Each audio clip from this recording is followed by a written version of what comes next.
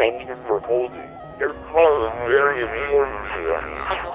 The first available KIE representative will be with you shortly.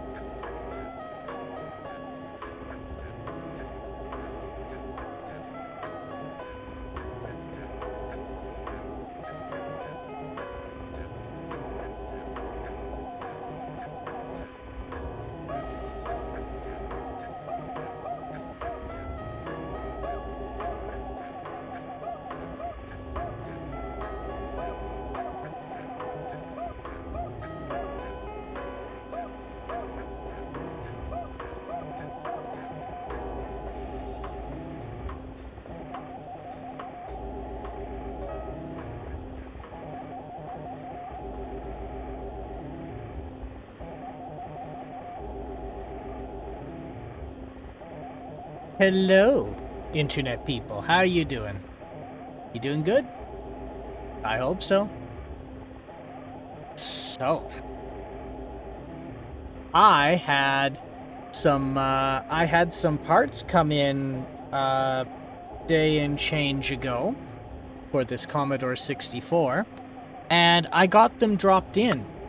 And so I thought to myself, instead of just testing it on the bench, most of the parts of this machine are running well, except for one little bit.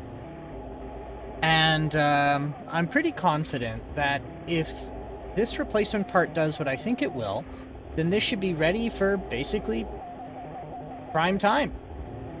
So, I wanted to do some checks, maybe go over precisely what it is that I had to do to this. And if it holds together, then get try out some games. But enough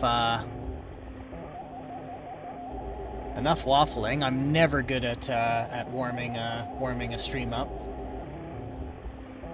So let's just switch on over. So I have somebody's taking it easy in the back there, and that's just the way I like it. I have welcome and thanks for lurking. Enjoy your stay. All right, let's fire this up. Do we get the prompt? We had this earlier. Good, we do. So, while I'm loading the tapes, I might as well explain what's going on.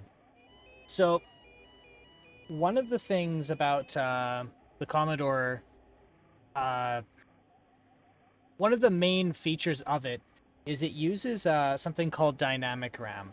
And what's the thing about dynamic RAM is it's a type of memory that's cheap and very fast, but the downside to it is you have to routinely read the data back and write it back in, and if you don't, the data will deteriorate and become unreadable. And so you need to have circuitry to basically do that refreshing. You're using dynamic RAM in your computer right now. That's how your DDR4 and DDR5 is so relatively cheap. This is only 64 kilobytes though, which back in the day would have been an exorbitant amount for a middle class family. For us now, it's cheap. It's cheap like borscht. But what I'm basically getting at is, for a little while, it was rather difficult to get to get this type of RAM. And so there were adapters you could do, or like little kludges you could do to put in static RAM. Now, static RAM is unique because, well, it's different from dynamic in that you, when you write data in once, it stays there so long as there's power. Oh, I guess all my diagnostics are not on here. Well, shit, I wanted to do a memory test. Which, on the surface, sounds like a really good idea. To just swap from dynamic RAM to static. And most thought it was inconsequential. And in most cases, it is. But remember, the thing about dynamic RAM is if you don't routinely refresh it, it deteriorates. The thing is, the Commodore expects memory to deteriorate over time, and part of the startup process is it always assumes that the memory is no good. It assumes that there's nothing written. If you use static RAM and you load some programs and you go to restart the computer, it just keeps running the program you loaded, and you can never leave. And there were a few streams of that where I struggled for about 20 or 30 minutes to go back to the basic prompt to go load another program up, because the program was still in RAM and would not get out. And depending on how the code was written and where in memory it's written, some of the tricks I did to try and clear out enough to get the machine to start up to basic it wouldn't work. Where is my diagnostic stuff?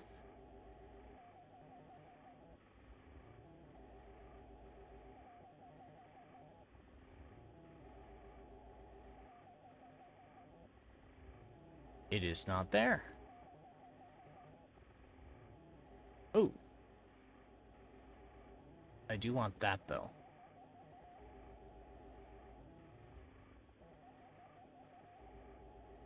Even if it is in the corrupted folder, I'm sure it's fine. That was me just being paranoid.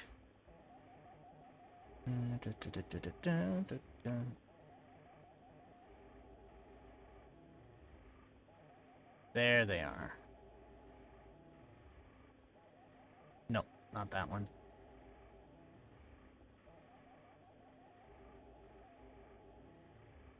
Oh, geez. Did I misplace it?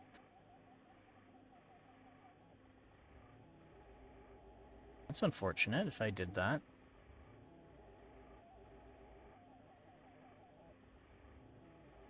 PD2? No, that's test drive. I don't need that. Wave to program, Zynax.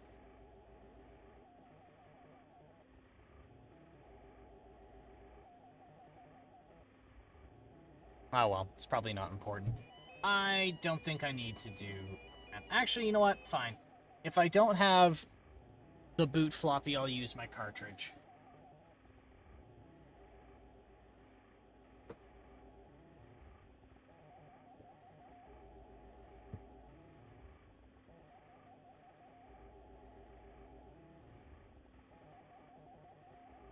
I didn't want to use the diagnostic cartridge if I didn't have to, because it's a bit of a pain in the ass to get back there.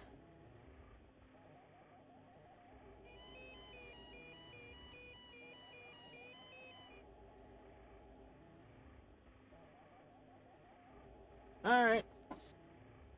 Fire it up. We'll see if there's if it passes the RAM check. I'm very sure it will.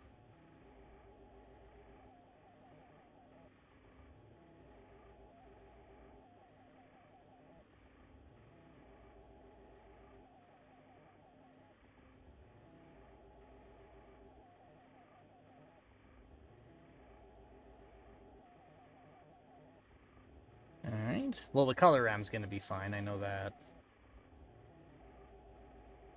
And both RAM tests worked as well. And those are gonna always report bad, because I don't have the diagnostic harness installed.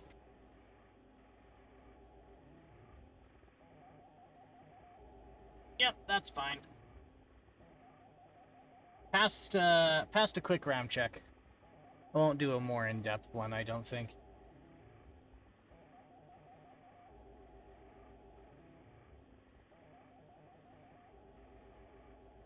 Oh, whoops. I was wondering why the tape... Not the tape, the floppy drive emulator wasn't loading. I didn't have the SD card in it. There we go. Can now be removed. Alright, pull that.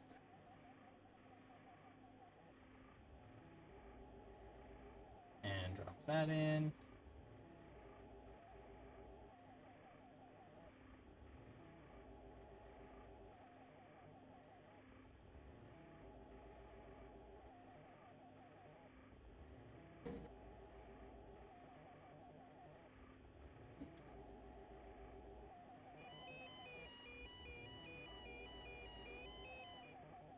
Alright. Let's try something simple.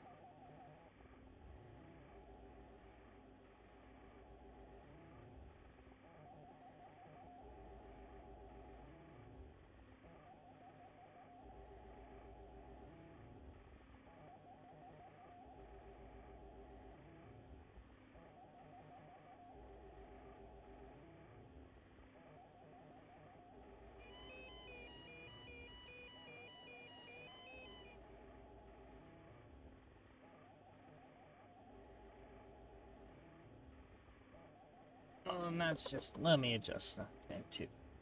There, I feel better. I got water. I got a more or less working machine. Now, let's see.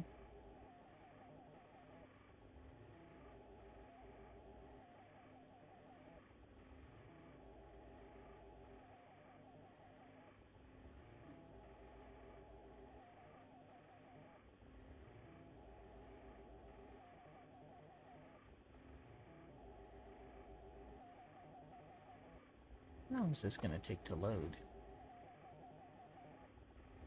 Oh, it is loading. That's good.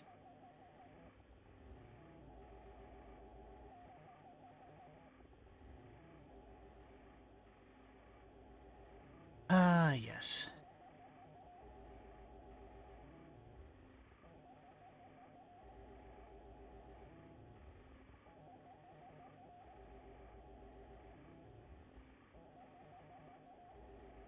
Track 11.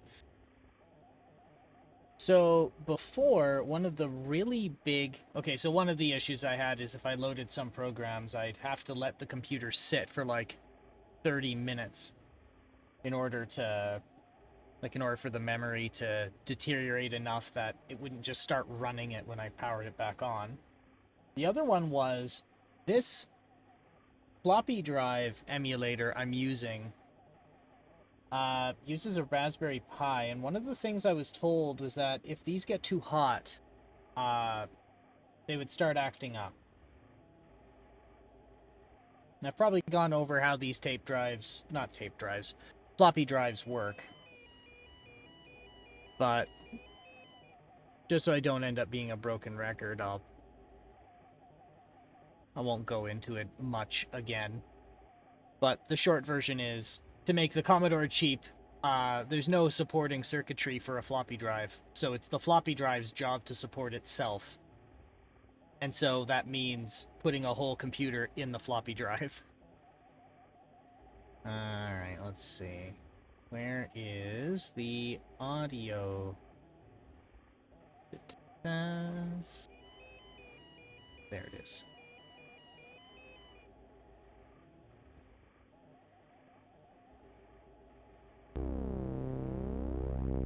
There we go.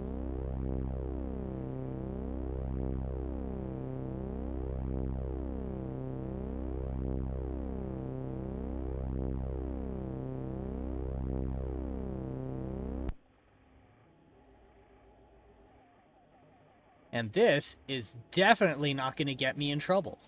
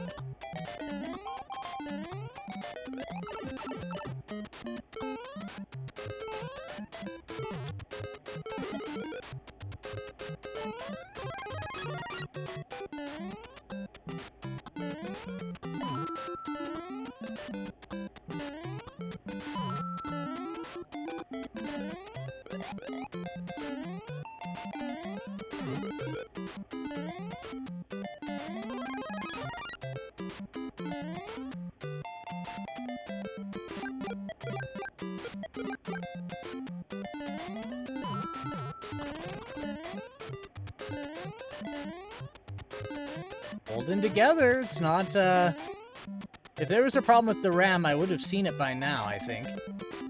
But then again, this isn't the most strenuous thing. Well, I say it's not the most strenuous thing, but I think we all saw it slowing down and struggling when, like, more than 3 things showed up on the screen.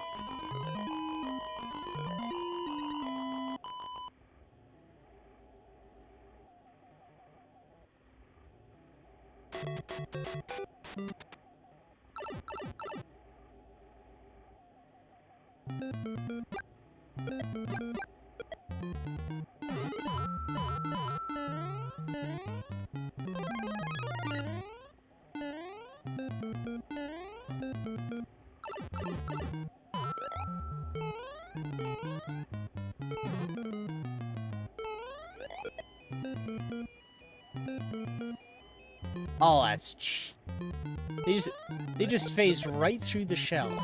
I feel cheated. I tried to be sneaky and scooch underneath.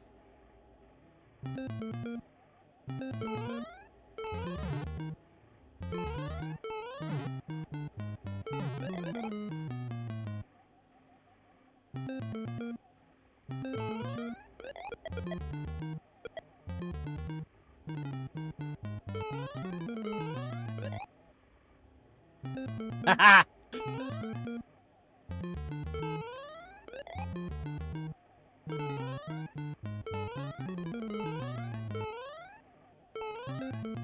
Whenever I'm reminded, like, just how shitty this thing really runs, I have to remind myself it's a 985 kilohertz CPU, not even 1 megahertz.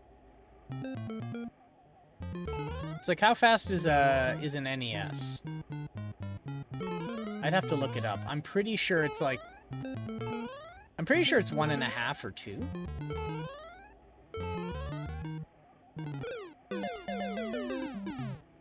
Am I gonna really get a game over here? Yes, I am.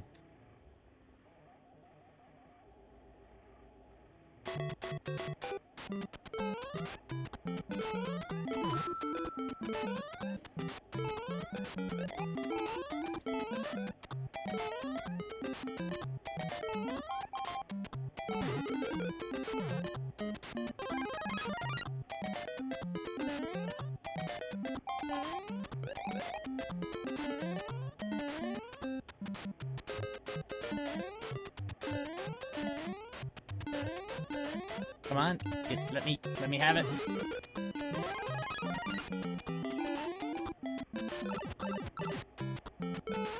And just like that, it's immediately wrenched out of my hands.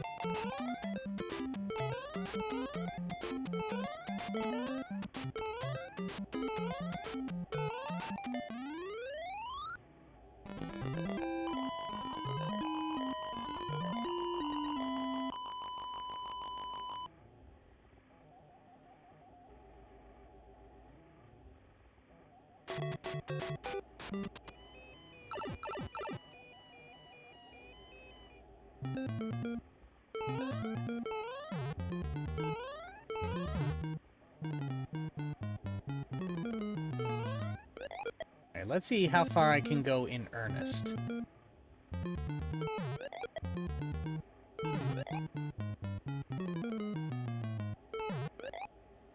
That's what I want to do now. I want to see how far I can go. Well, I'm not going to be going very far if that's how I am.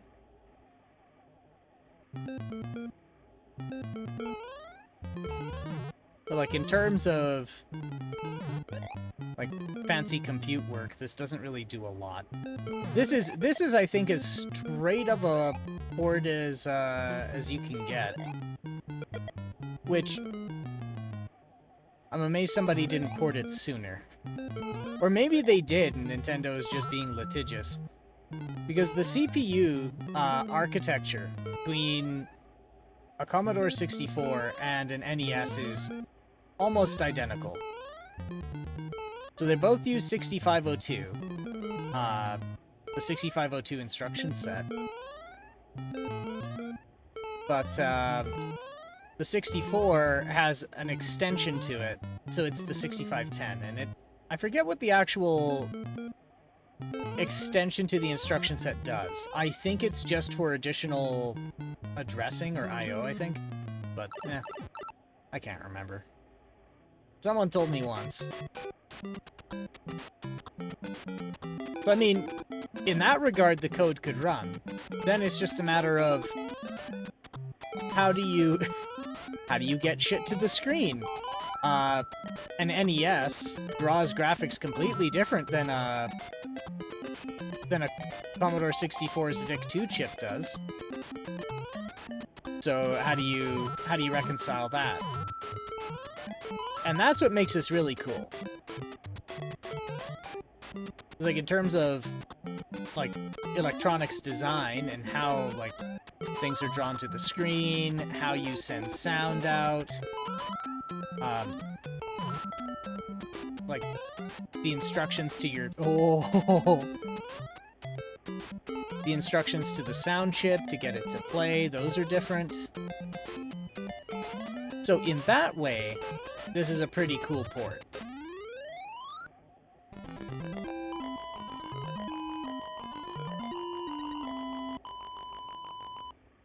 But like all the actual compute stuff, that's pretty much the same.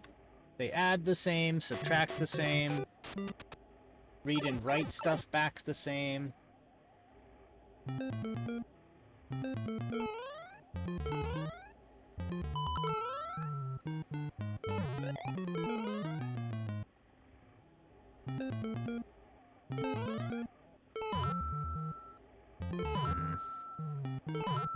I thought I had this network stability thing licked, but it doesn't look that way. Shows that I lost about 8% of all the packets I sent, which is annoying. Well, at least on the Twitch half of it.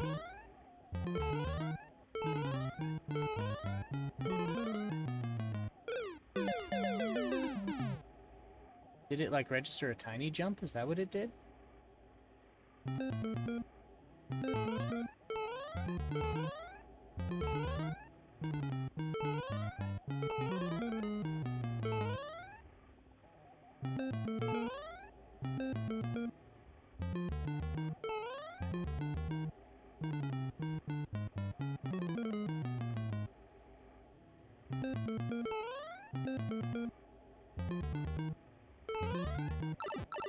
Yeah.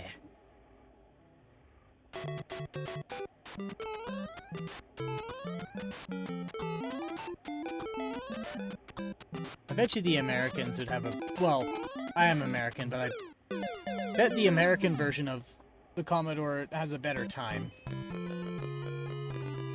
Alright, moment of truth. Let me give this a bounce with the reset switch I put in.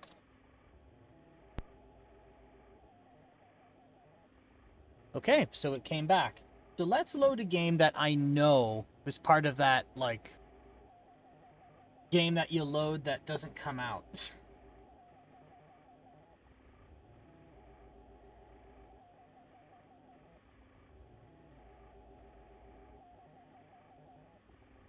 Yes, this one would not come out.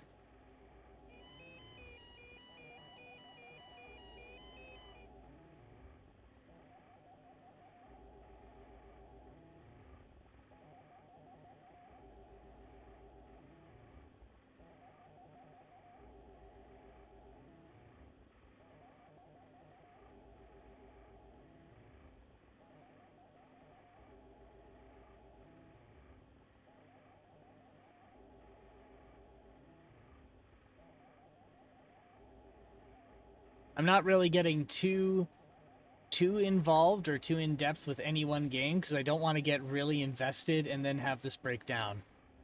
Like I said, it should be ready for prime time, but I mean, I've seen this thing at its worst and I did a lot of work on it, but at the same time, it's like, do I really trust it yet?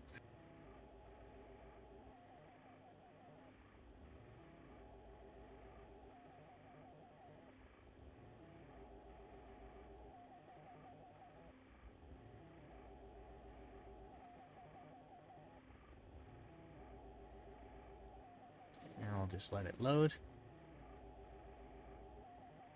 So I heard there was a Game Awards going on today. I didn't realize it until after I fired the stream up, but then I realized I also don't really care about a gamers award or a gaming awards show. Is it an awards show? No, it is a game awards show. Everybody's watching these game awards show.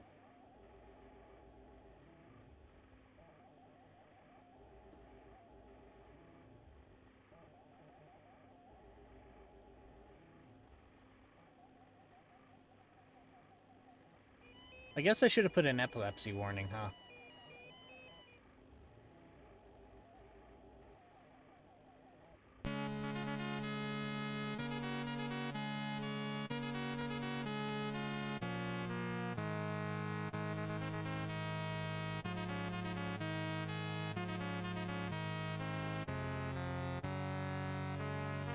Here, let me just update those.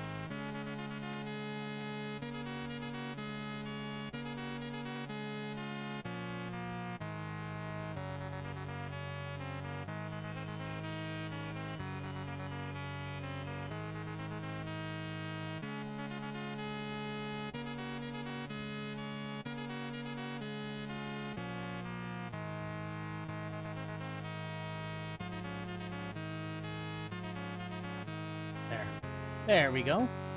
Then we'll update it here as well.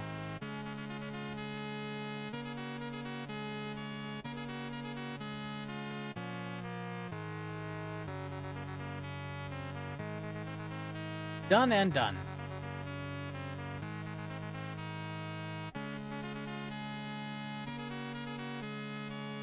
I decided to crack it again, this time from tape. Got your old version. This one is now for real 100% okay. Alright, if you say so.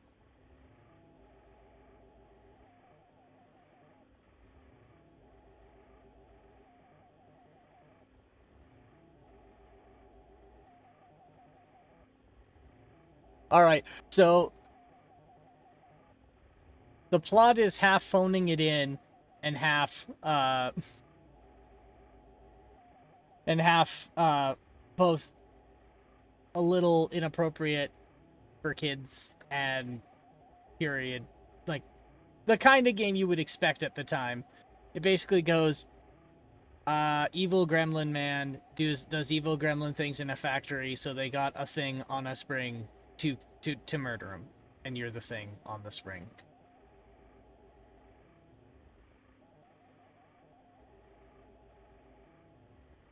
Run stop, that's what it is, run stop. I won't worry about high score or oil. No.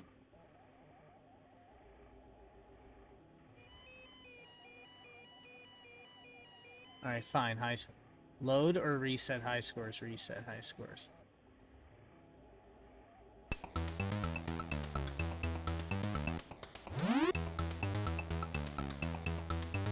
And this is it.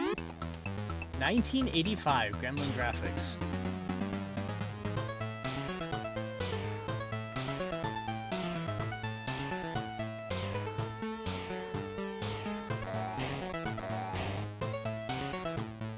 This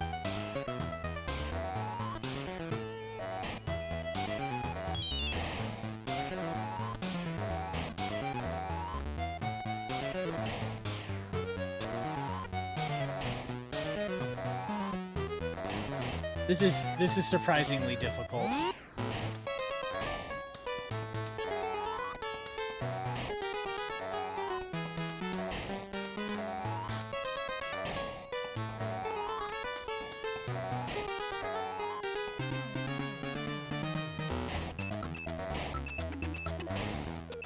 Damn it.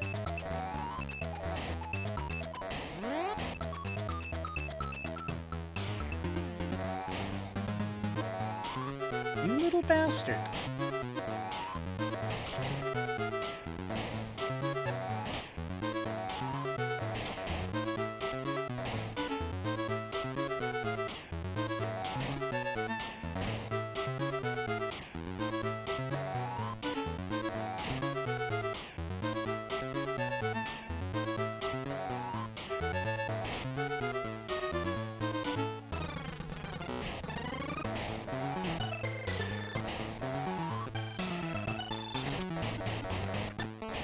Oh no.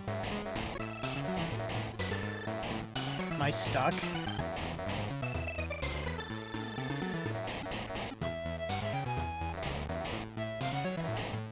Oh no, I'm stuck?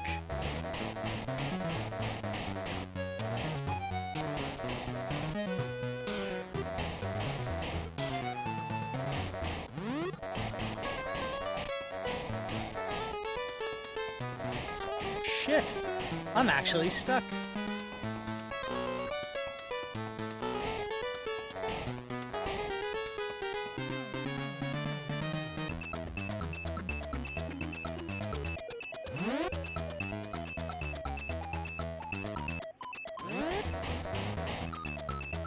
So I do know that the plot of this basically goes,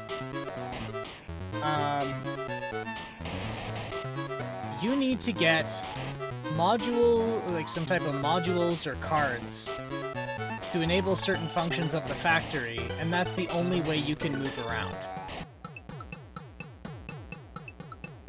And so this present is the first card.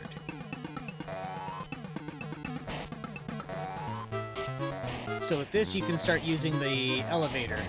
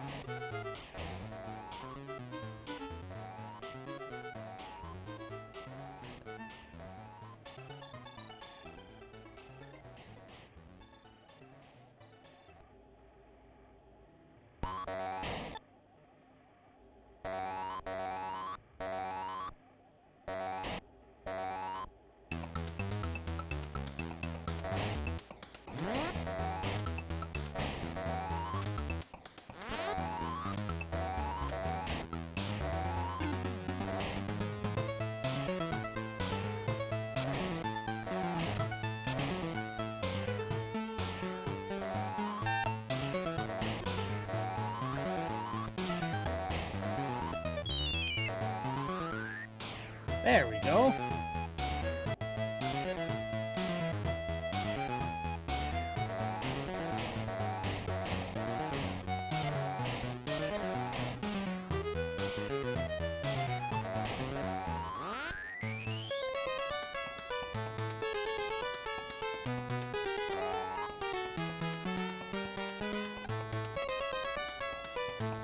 So now, what is it I can use now? It's not obvious from there. Is that a rocket? Is that a pass key for a rocket?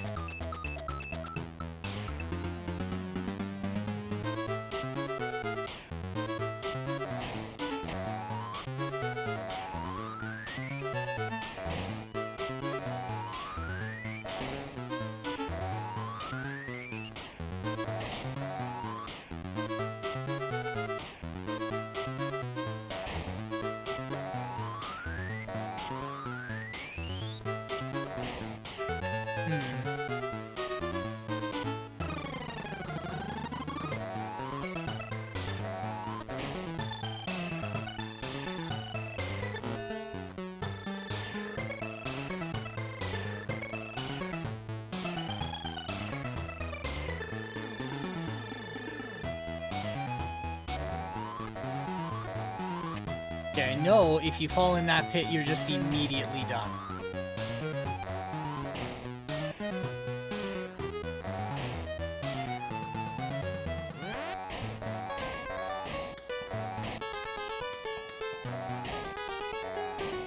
Stop. Leave me alone. Stop it.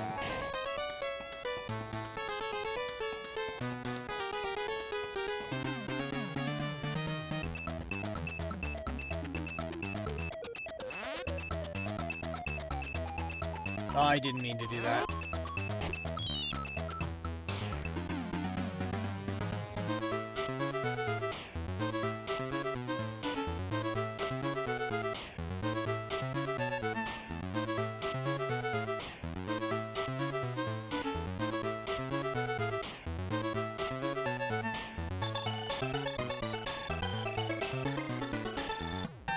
There we go, another access card. Key access card module. I can't remember what the documentation said.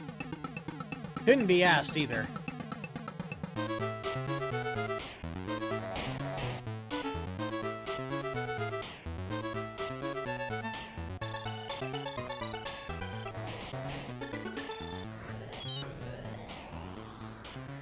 Uh-oh.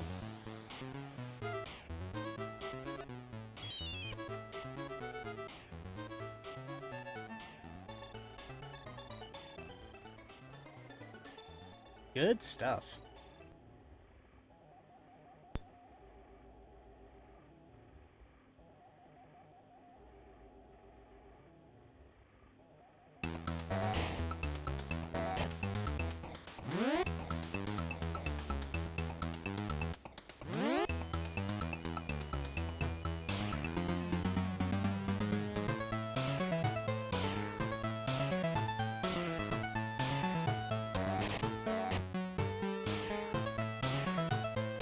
So I think I have to go this way.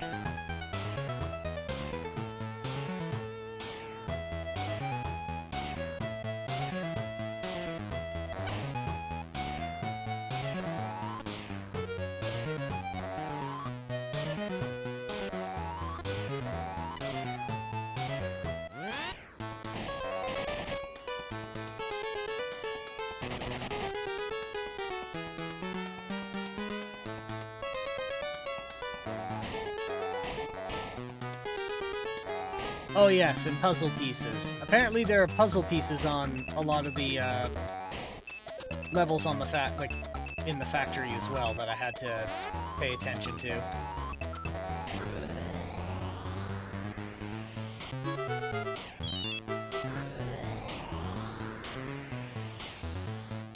Oh. Oh, it's a teleporter.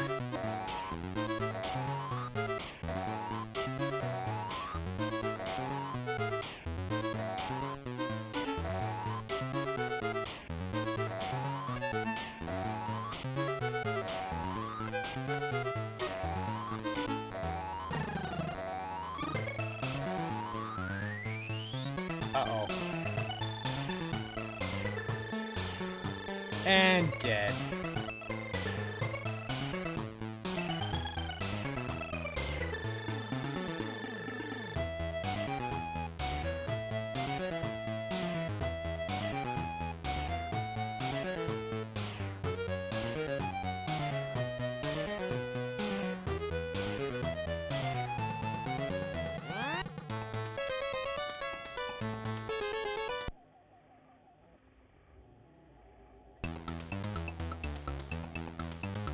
Look at that.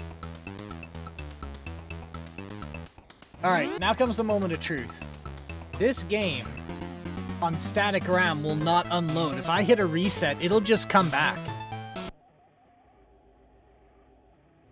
Yes. Okay. The dynamic RAM, the original dynamic RAM does the trick.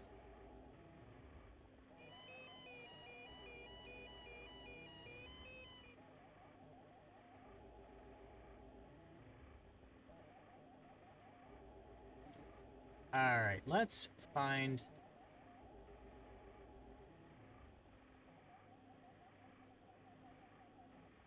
Let's try a demo.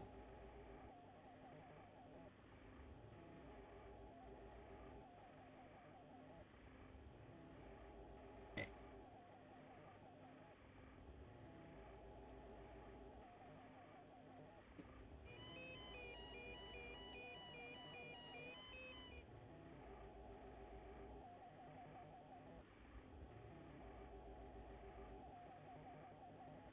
Alright. So we did find with a demo the first time that it was the floppy drive emulator that was causing the issues. Now, but some still weren't loading. So now it's important to see if it's a matter of the RAM I was using or still the floppy drive emulator. Because I can live with it not being perfect, because most games don't do what demos do. But demos are a really good way of doing, like, doing an integrity check on your machine. If you can run a demo, your machine is okay.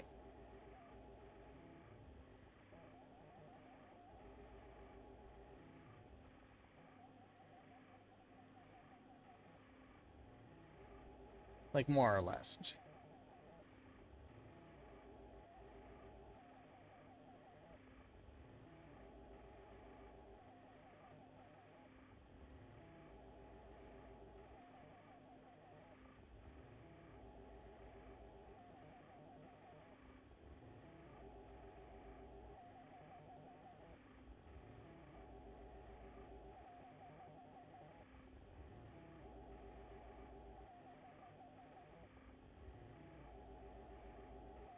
Alright. I don't think that one worked.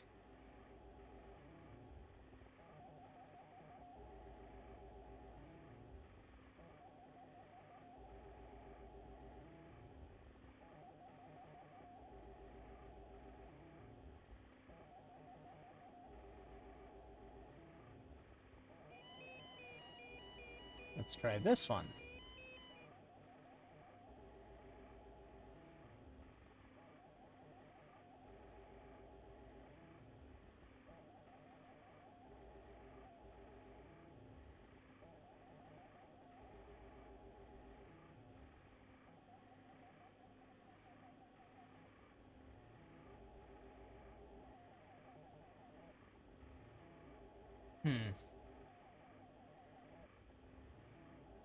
Okay, well, I still have the... So I now have dynamic RAM in here, and that doesn't seem to be doing...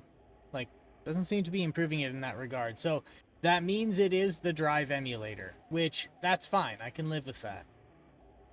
Because, like, most of the picky games that I've been trying to load have been loading okay. But actually, I didn't get to play a lot of one of them.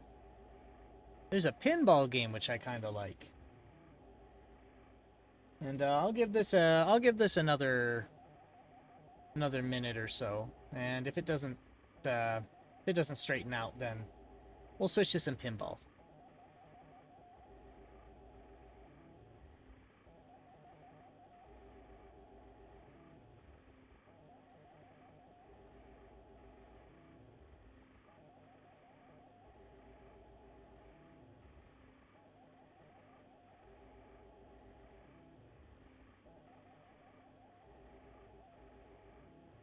Yeah, that one's not working. Actually, I think I have one more demo on here.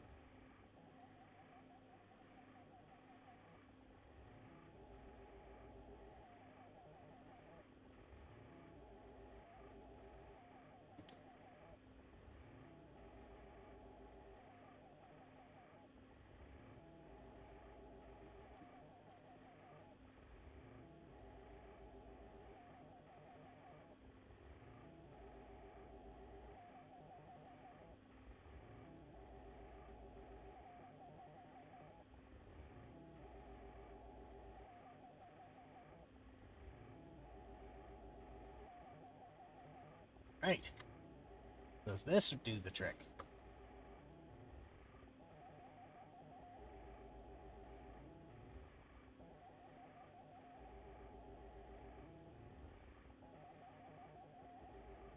None are loading.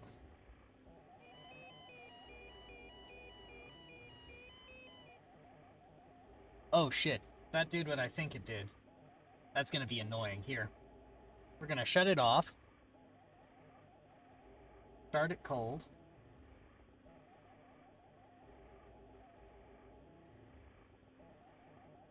We'll see. If it suddenly starts behaving, then I'll tell you what it was. Actually, I'd probably tell you anyway, but...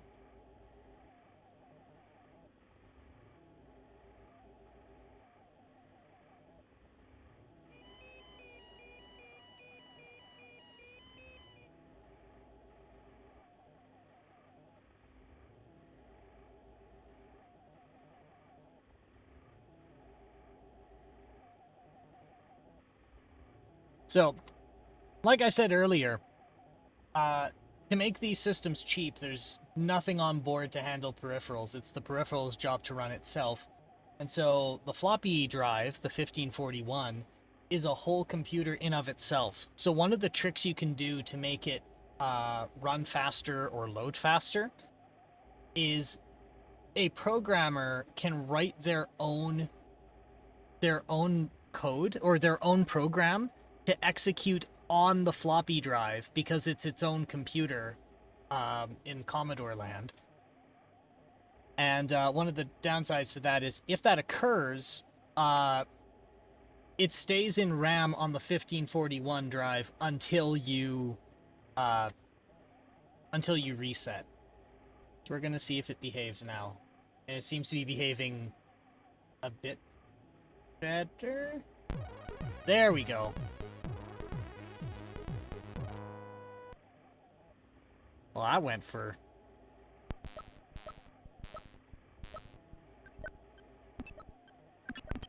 Oh dear. I mean, it kind of works.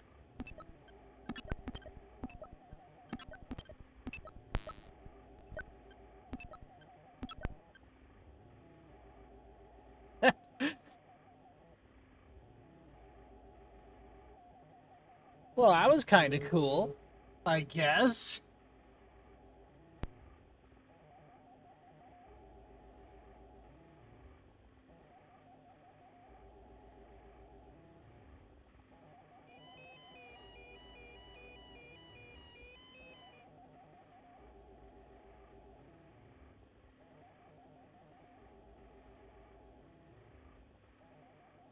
Let's try loading it again.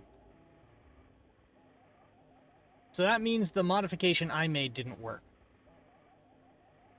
So I put a giant heatsink on the Raspberry Pi CPU so that it wouldn't get hot and change its clock. So I was worried for a minute. Okay, no, so that doesn't work.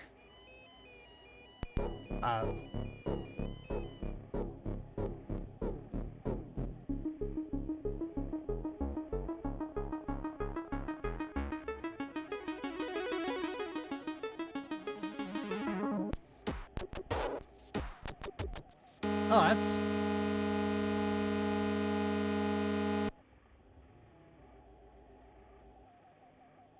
Okay. So we still know it's the floppy drive emulator.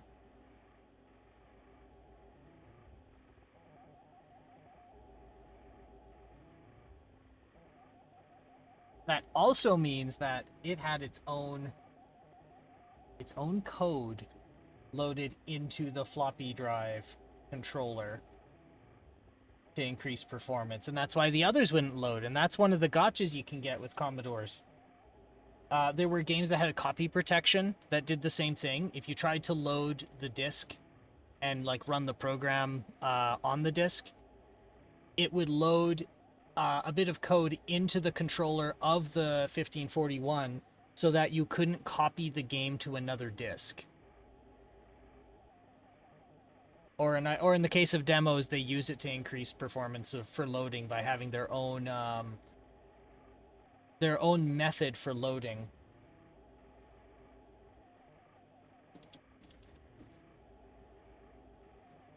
Okay, let's try this one.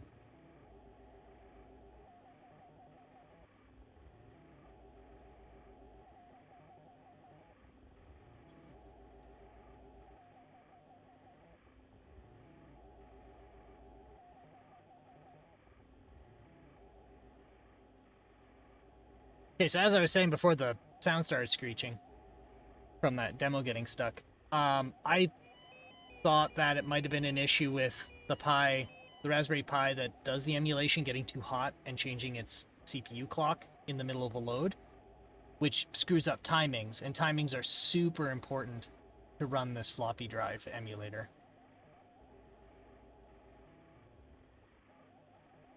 Let's see if this behaves any better.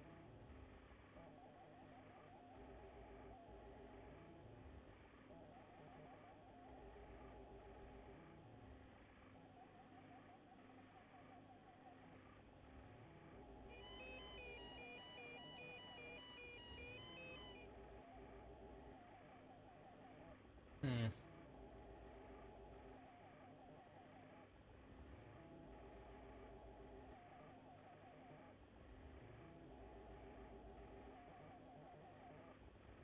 And it doesn't look like that's gonna run.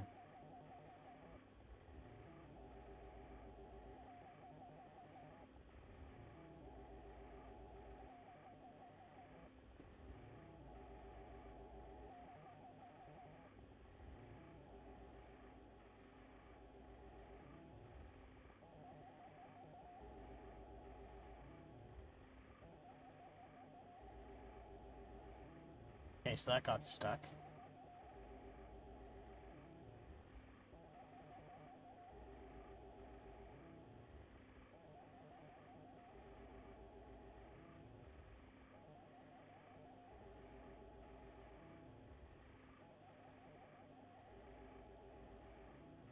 Alright, last one to test, and then we'll just try pinball.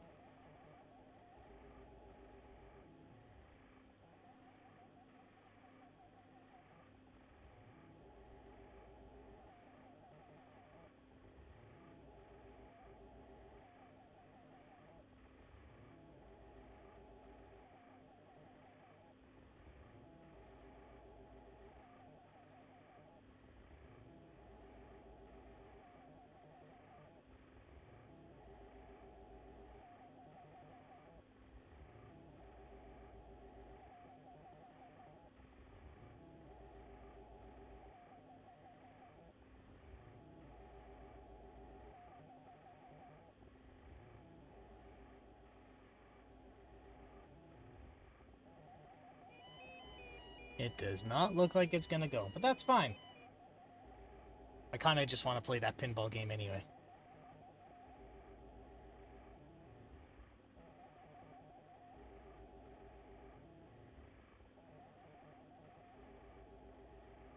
Alright. Enough of that. Time to play pinball.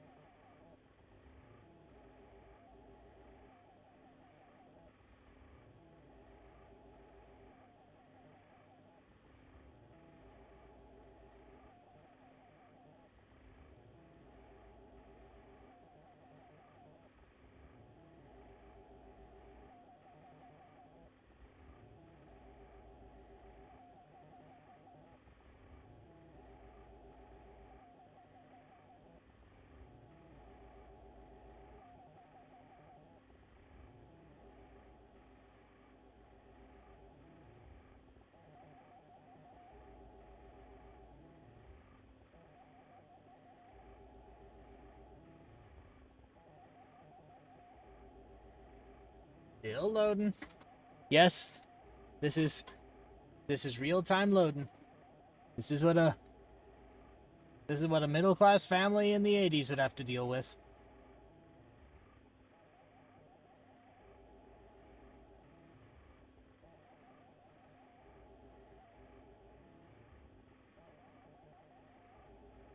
All right.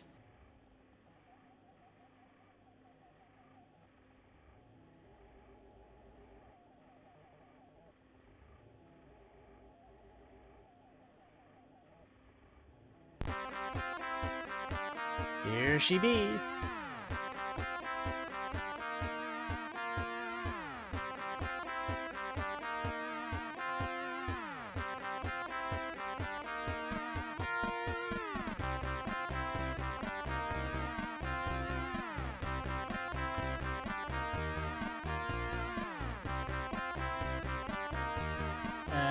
How do I do this again? Yeah, space.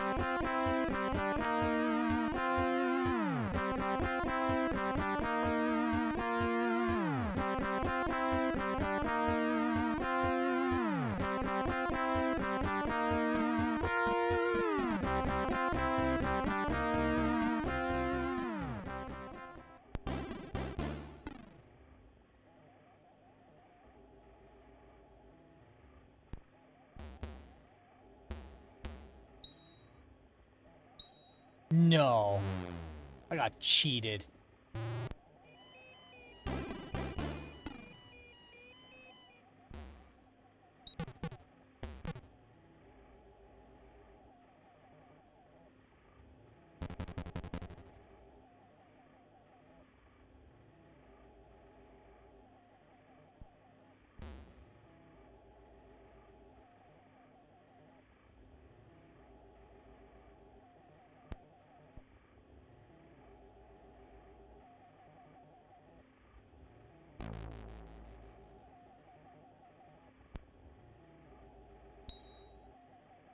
No. Shit.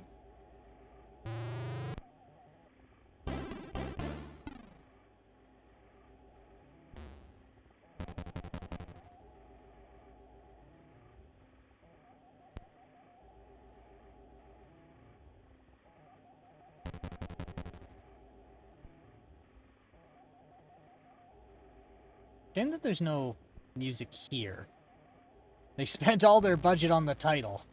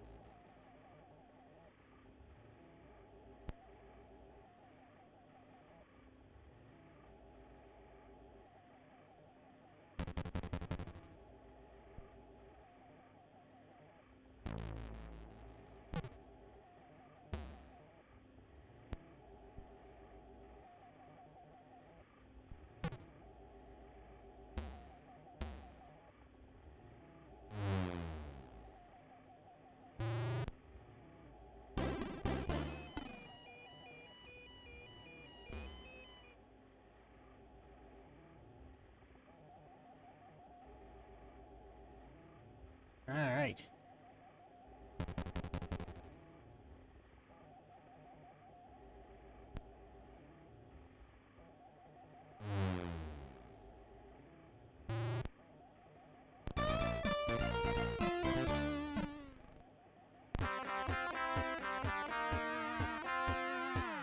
Did I load the right one?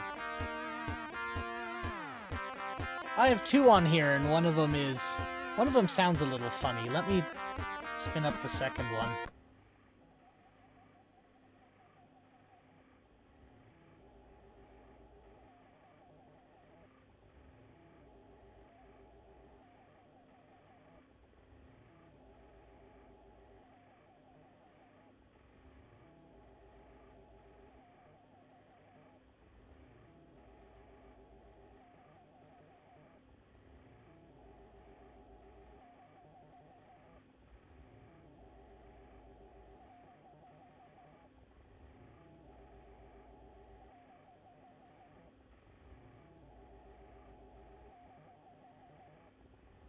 I do think, though, even though the demos didn't work so well, the main headache is gone, which is loading a game and then restarting the machine and the data is still there and it just still executes it because it didn't deteriorate. It was static RAM and not dynamic.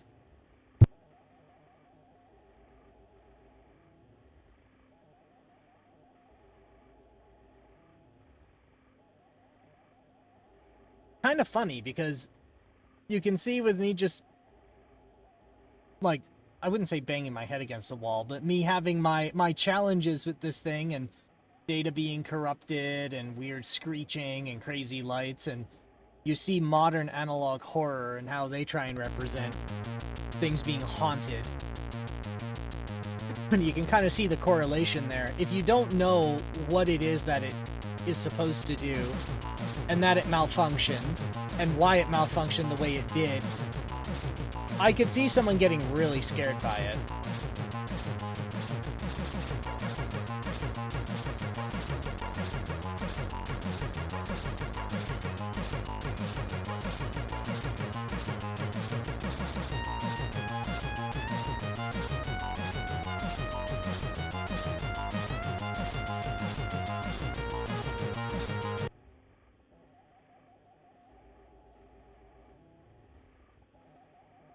Use keyboard or joystick and port 2, space fire to quit, or run stop to reset.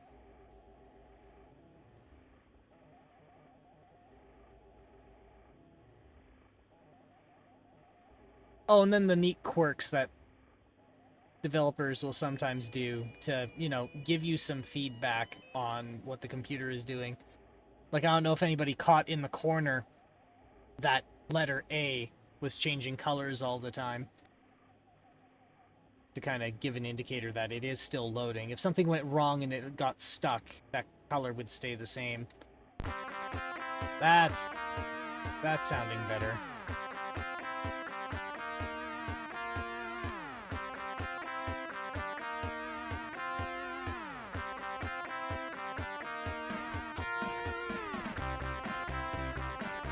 That's better.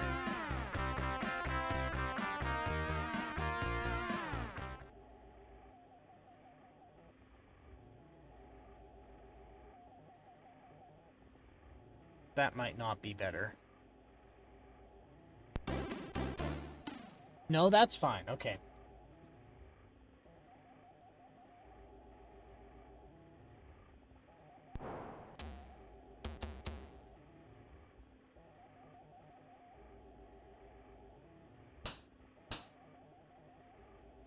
Oh, good, and we actually got some of our sounds back. So it's a little less deafeningly silent. Depressingly silent. Yeah, depressingly silent. Unnervingly silent.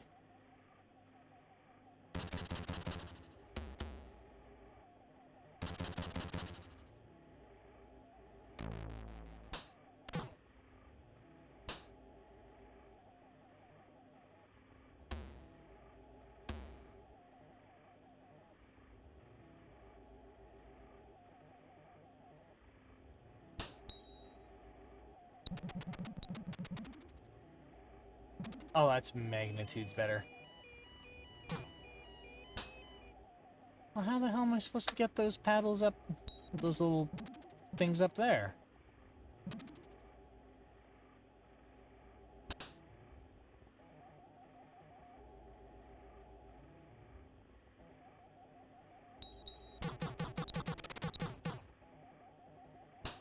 Oh, like that.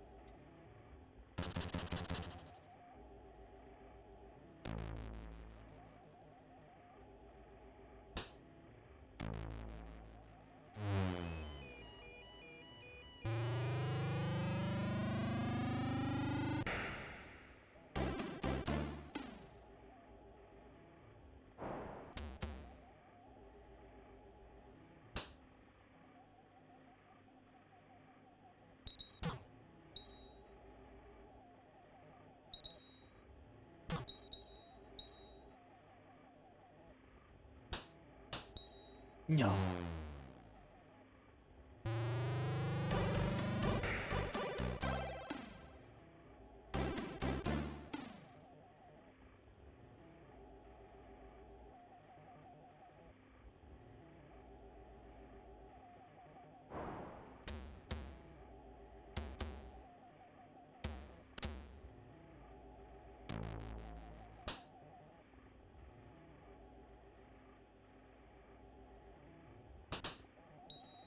Son of a bitch.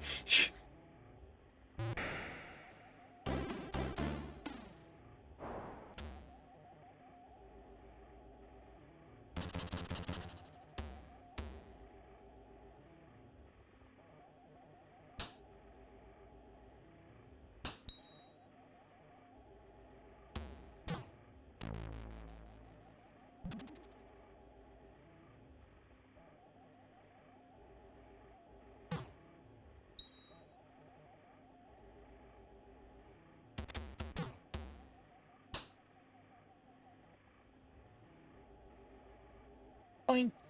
There we go.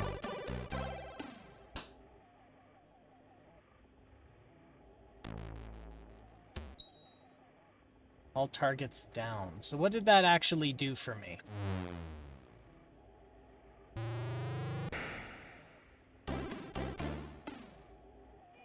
What was that? What was that? Oh my god, what was that?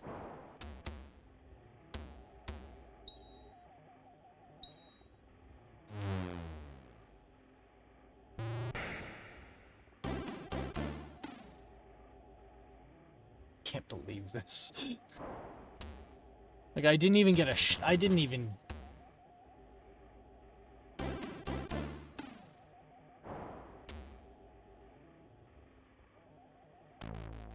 I didn't even get... I couldn't even finish the sentence. I tried to start the sentence like 4 times. I was just that gobsmacked.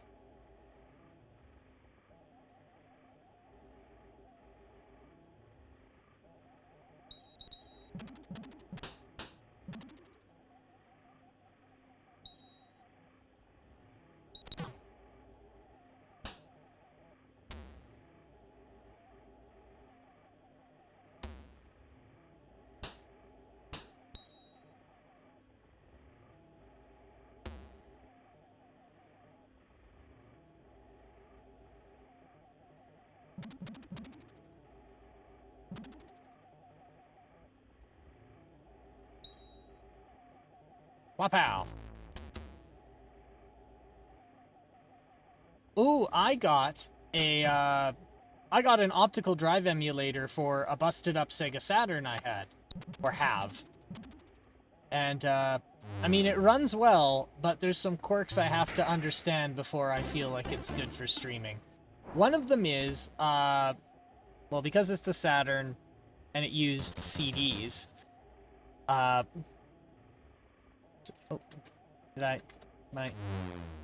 what the hell? Oh, the timer's out.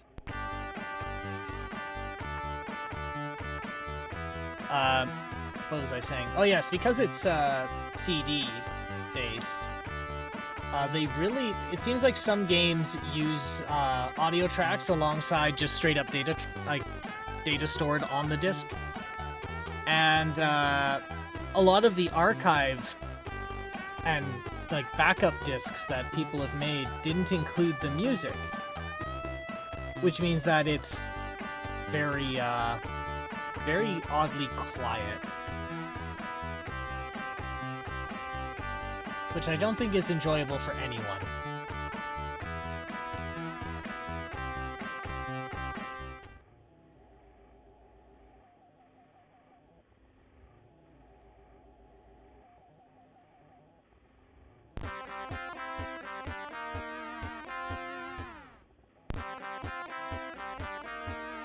Alright, let's try table 2.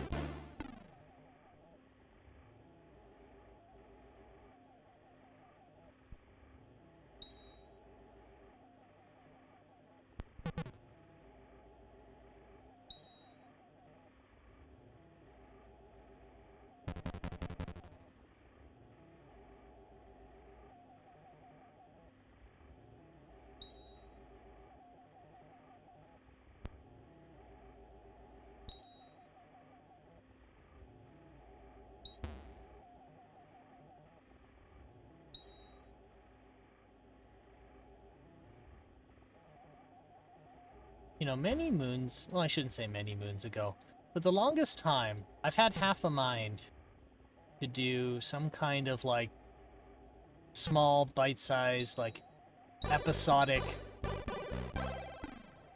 well, a series called How the Internet Works Kinda, and put my bachelor's degree and technical diploma to good use. And give, like, a small crash course on how, like, things, the average user, and tell people the what am I trying to say here? Tell the average person, like, what they would need to know about how the internet works and how shit in their house works. Because I have had too many people who make way more money than I'll ever see in my entire lifetime be absolutely gobsmacked at the fact that plugging a cable into your router would perform better than Wi-Fi at everything, all the time.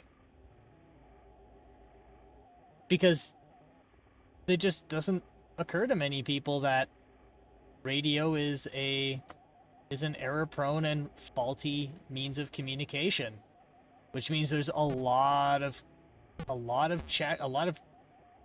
retransmissions and check and corrections and a lot of poor performance and a lot of dropouts and shit. And it just doesn't occur to them. They just think it's the internet's being shitty. So, like, wouldn't it be nice to just have at least a little bit of knowledge on, like, how a computer gets connected to your network and starts talking to other devices in your house or out to the internet? Wouldn't that be nice? I think that would be nice. But what do I know? But I need to do a better job at video editing before I even think of doing that. And no, I am not paying a person to do that because I don't even get paid to do that. Has somebody done something like that before? Maybe. Have I seen them before? No. I've seen them go, like, super in-depth. That's kind of, and that's, sure, if you're trying to get a degree or something, yeah, sure. But just teaching a person how DHCP works in, like, super simple terms, like, that they would understand. And, like, what does it look like when it doesn't work? What things happen when it doesn't work? How can you tell if it did or didn't work? And the idea being, if suddenly your internet wasn't working, you'd at least have enough knowledge to figure it out yourself instead of just frantically restarting everything and getting frustrated.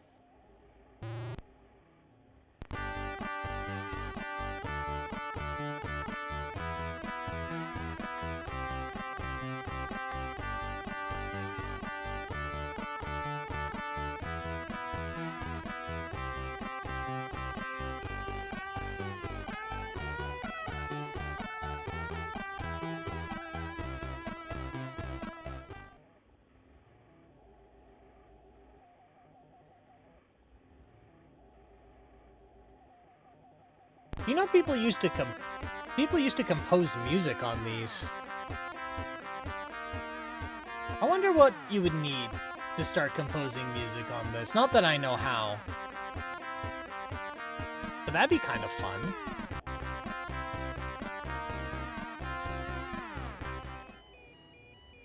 Except I don't even know how to make music in the first place.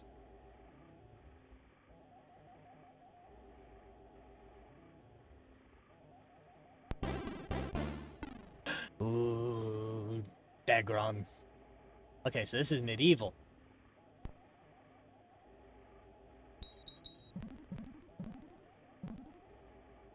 There's a mini pinball in my pinball.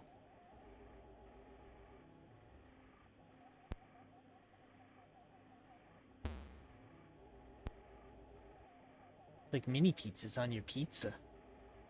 Except this is good.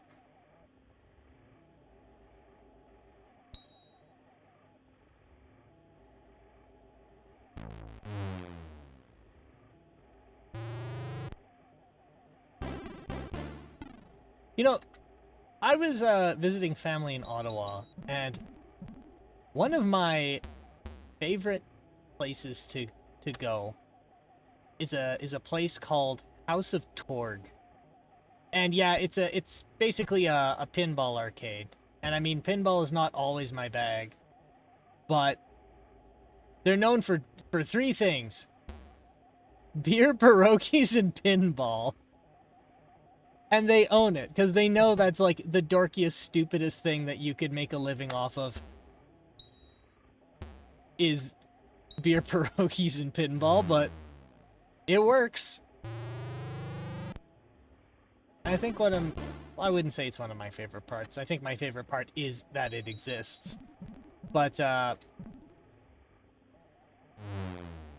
one of the things I thought was really, really clever was that the person who calls your order up could be anyone. It could be, like, the chef or the owner, just whoever's there. So, to not lend any, like, context clues to who's calling you up, they all use a voice changer. And apparently, I was told that it was to prevent, you know, context clues or any hints as to who's calling you up. And I guess it was because someone got harassed? I don't know. So half of that I inferred, half of that was told to me by somebody who was kind of drunk. But anyway. They were very cool. Alright, let's try the first one again.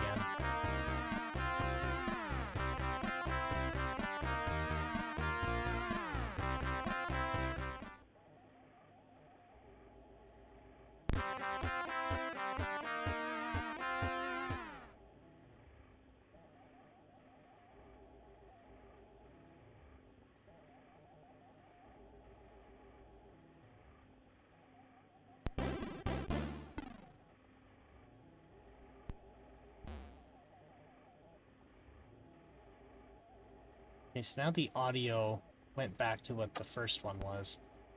I think it might be the SID chip's not resetting. Nice if I... Oh, it'd be nice if I had a way to reset it on my own.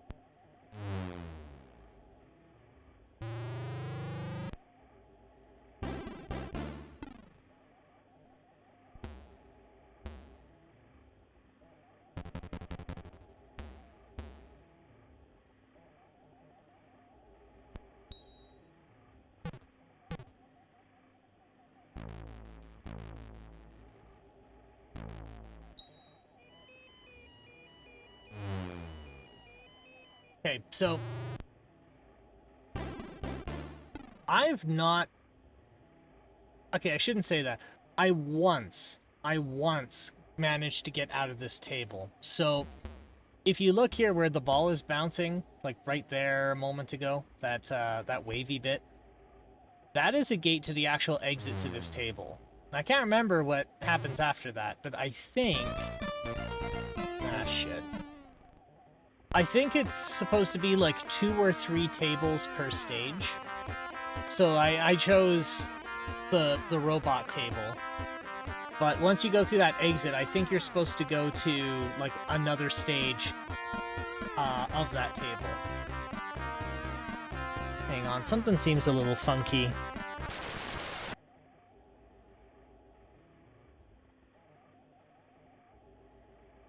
Well, that went very wrong.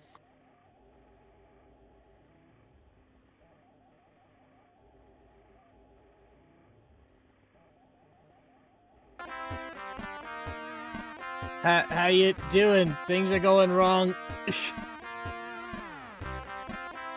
But they're okay though. Things got back. Yeah. You stepped in right when I buggered something, but I'm doing all right. How are you? We are doing half testing, half playing around on a Commodore 64 today. You doing good? I hope so.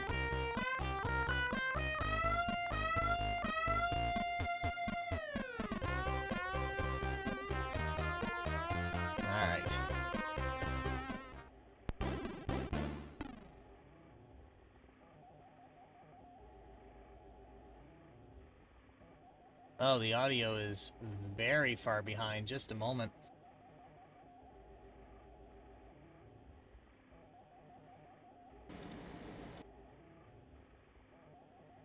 There, that should do.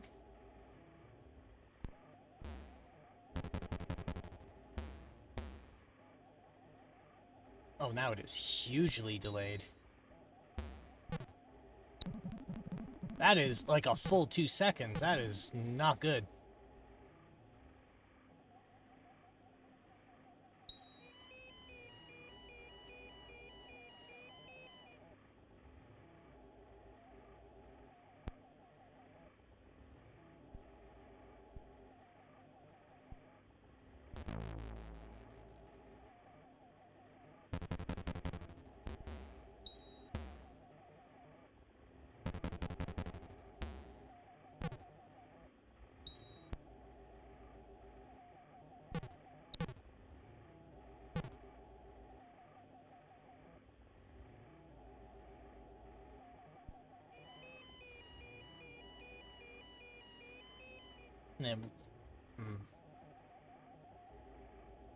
What was I getting at before it started?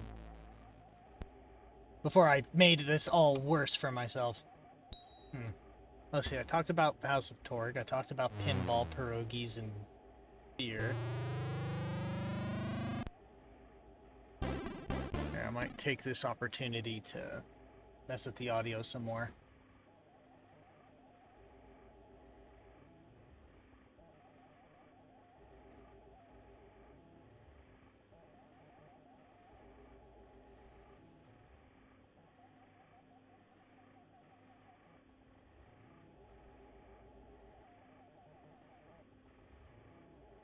Boy, this thing is grumpy. Everything is grumpy. Oh my.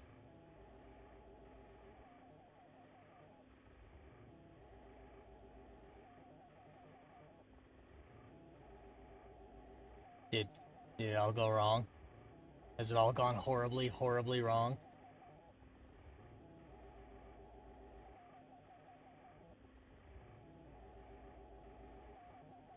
I bet you it has. Oh, no, that's better. We're alright. Got it all back on track.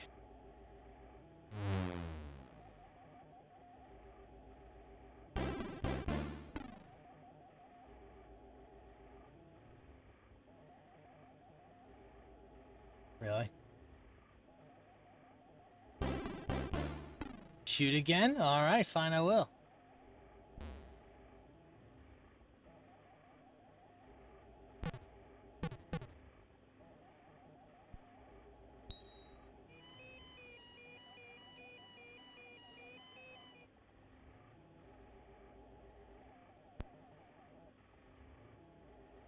Yeah, so it's a little weird that after I load like 1 or 2 tables, the audio starts going a little funky. So it's like the SID chip's not getting reset? Like a filter got applied and didn't clear, maybe? I don't know. I don't know, dude. I've done a lot to make this run. I don't want to brain much about it anymore.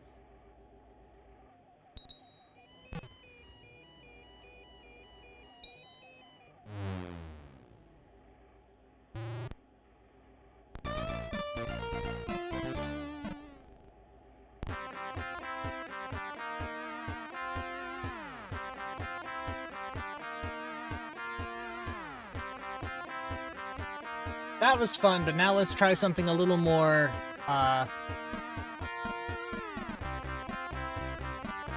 taxing.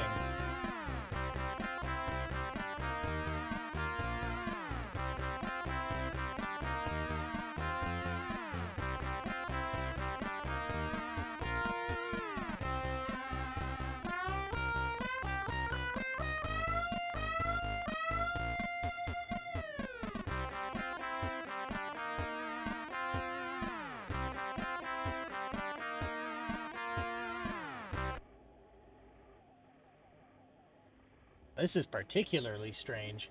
So this one said 4x4 off-road, but the disk image says Iron Man Laser. So I assume that's the person who cracked this way, way back in the day. Or this is horrifically miscategorized.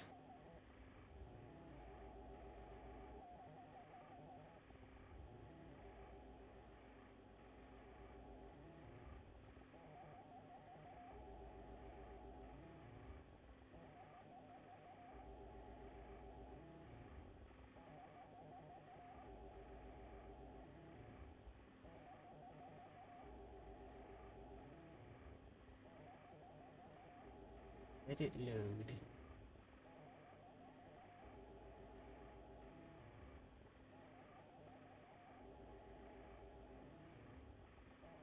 Or did it go really bad?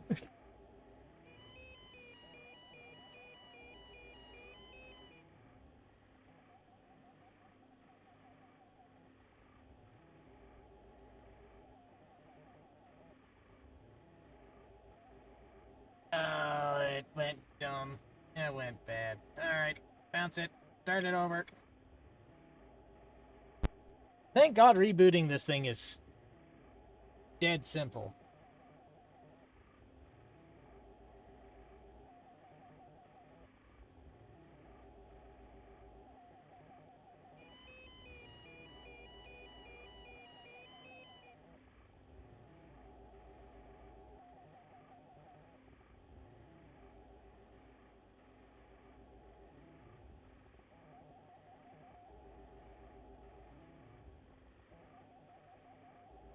That's looking better.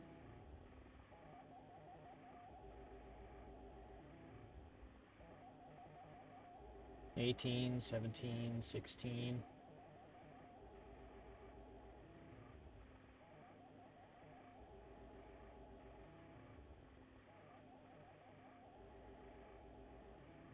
There we go. That's looking a bit better.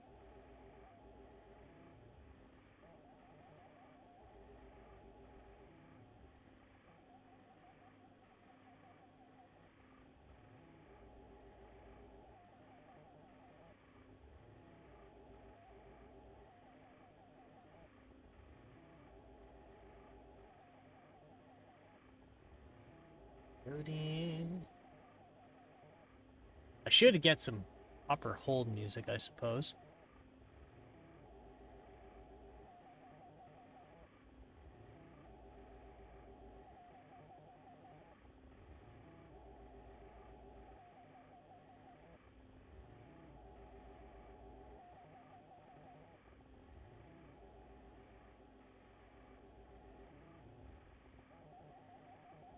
But it does take a while. I should probably get some Nova going.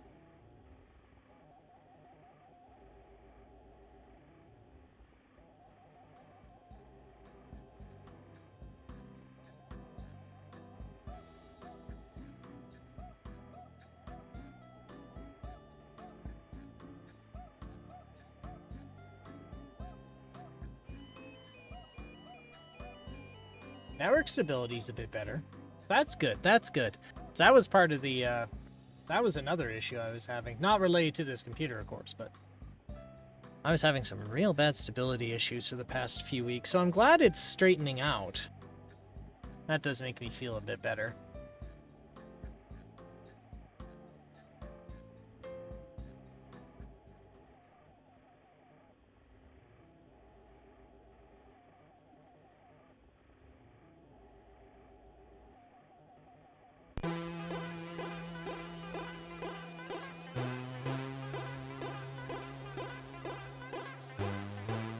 The newcomer of 1988, the Austrian power group, Laser. Okay, so Laser is... Wait. Laser Austria presents Iron Man. Wait, so why... Why are we playing Iron Man when I pulled up Super 4x4? This was miscategorized. Oh well, fuck it. We'll play some Iron Man. Fuck it. Why not?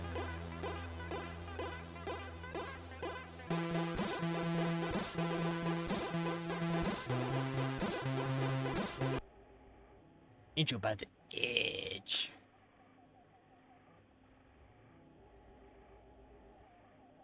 Some of these hacker groups that... Oh.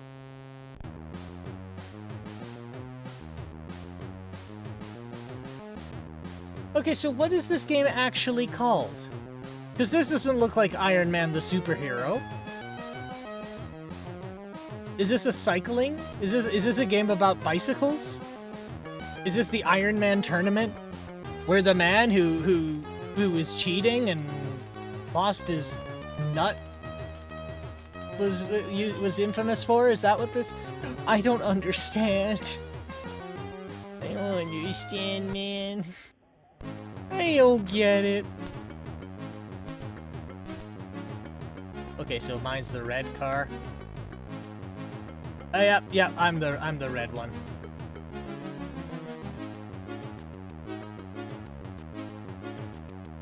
Why is it called Super 4x4 though? Get out of my way, son. I'm about to play a stupid video game.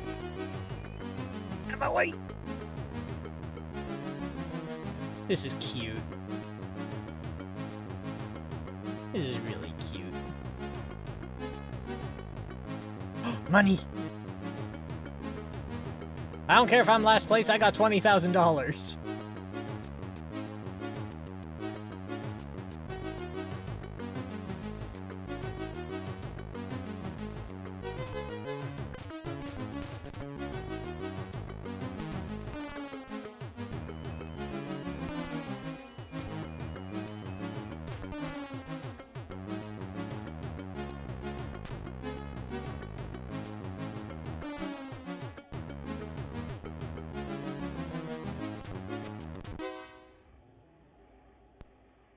Uh-oh.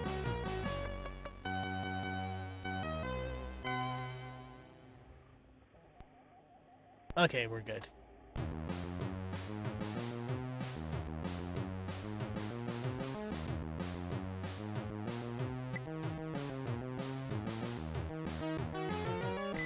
So I have $150,000. You know what? Heck it. Better engine.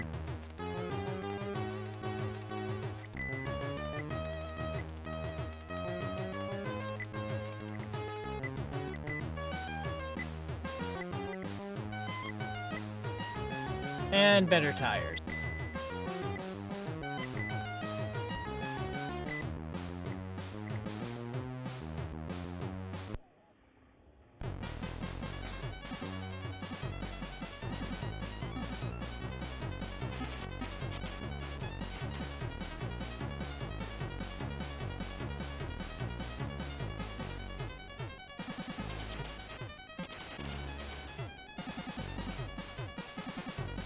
Well, shit's going down. You're hearing what's, I guess, supposed to be a banjo?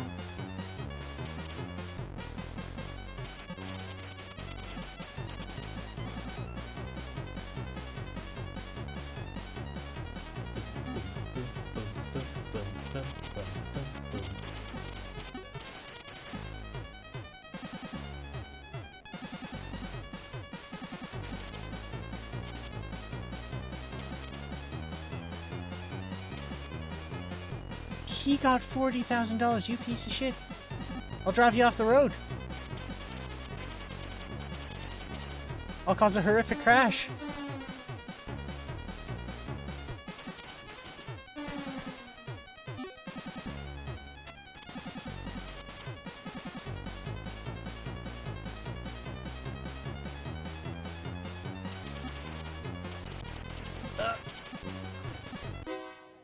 That feeling when you load a stream, see a particular goofy image of a lady next to a trophy, and immediately know, oh, this is Ivan Iron Man Stewart Off-Road Racing. I've never seen the C64 version of this game, but I played the arcade and NES one. Damn, I was horrifically confused for about... I'm thinking for a solid 2 minutes, because the disc image said Super 4x4. Oh, sorry, Super Off-Road. Then I opened it, and then it said Iron Man. Iron Man Laser. Then I was more confused. Because I thought it was Iron Man, like the comic book. And then I went, I will accept this. I will begrudgingly accept playing a superhero game in lieu of an off-road racing game.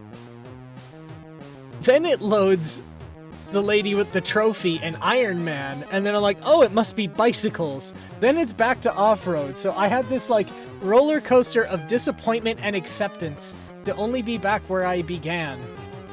So now I'm just annoyed with myself. And I've just come to accept it. Oh yeah, sorry, it's super off-road rather than off-road racing. Yeah, but it says Iron Man. That's what confused the piss out of me. I still don't understand, but I'll accept it. Oh, I didn't mean to do that, but...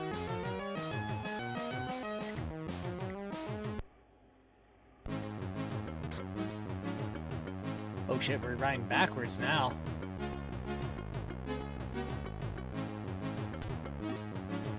Get out!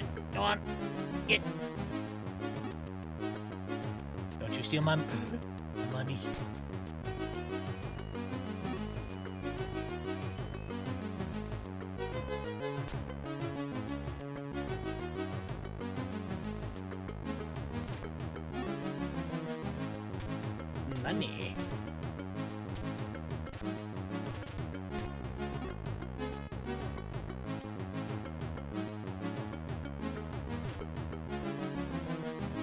Are you not super clued into marginally famous late 80s off-road racers?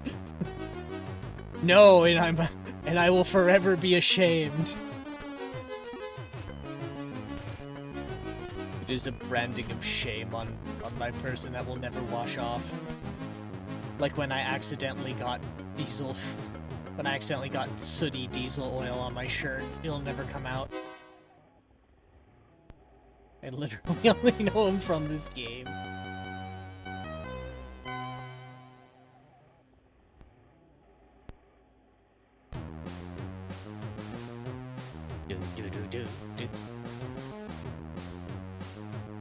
Oh, I didn't get to ask yet. How are you doing, Sunfall? You doing good? I hope so.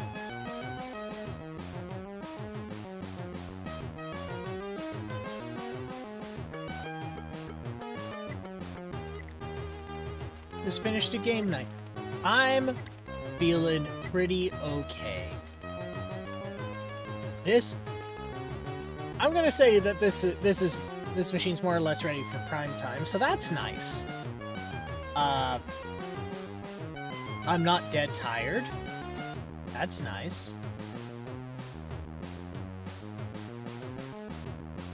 Got to some hot nerd shit. And now I'm here. Unwinding. While also being simultaneously distressed that things go goofy. But that's how I always am. I'm somehow both a laid-back, tired, and perpetually distressed person at the same time. I don't know how it works, but it does. And I own it. 2 nitros.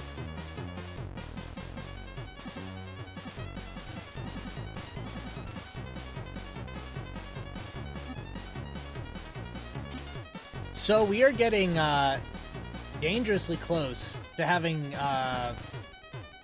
another good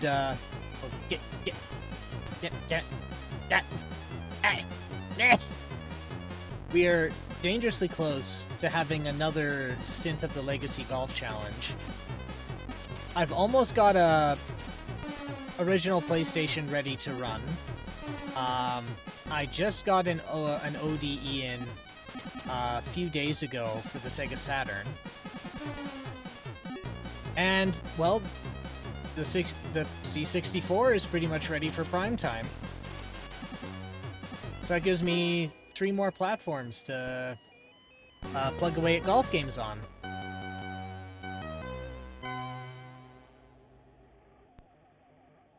So I know I said November, but I can tell you,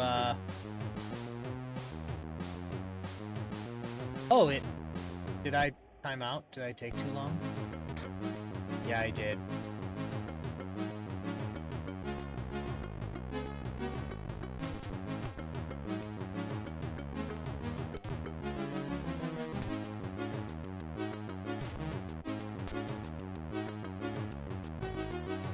I would like to be a little bit more low energy than I already am for, you know, Christmas time. Golf! Yep. We're gonna get golf back. Golf. I don't know if I said it before, but I think the one that's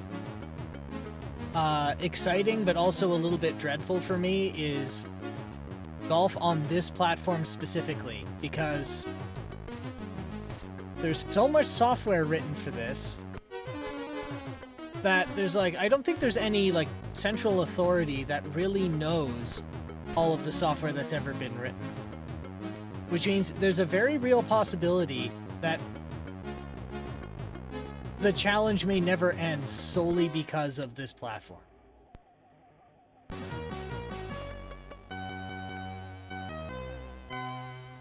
Now, I also admit it was probably a bad idea for me to say that home computers that aren't x86 are included, because I didn't account for just how many different, like, makes of computer exist. Which is very stupid of me, considering I'm in computing. Like, it would be foolish of me to say that when, like, I don't even know of all of the... Yeah, you mentioned it, but I think it's totally fine. Surely the golf challenge is more aspirational than, like, hyper-concrete thing. As new games show up, you can probably play them or whatever, and, like, even x86 probably has lost BBS-era golf shit, too. Yeah, and that's kind of the thing, is if somebody digs them up, I'm not against taking a crack at them.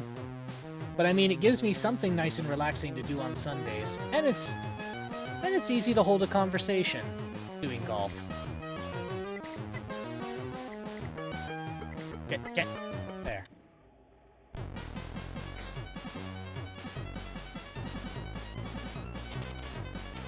Oh no, you don't! That giant comically large bag of money is mine!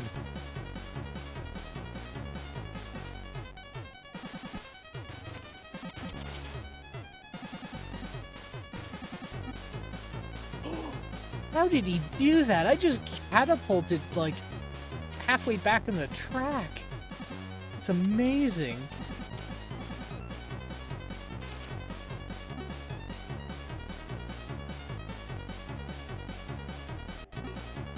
Oh, right, so the thing I fixed on this machine.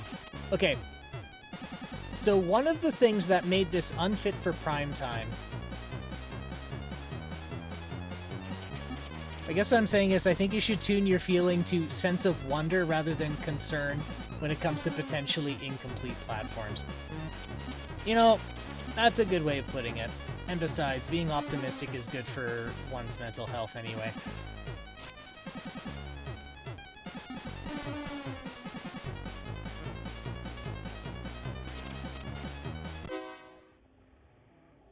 Wait, am I last?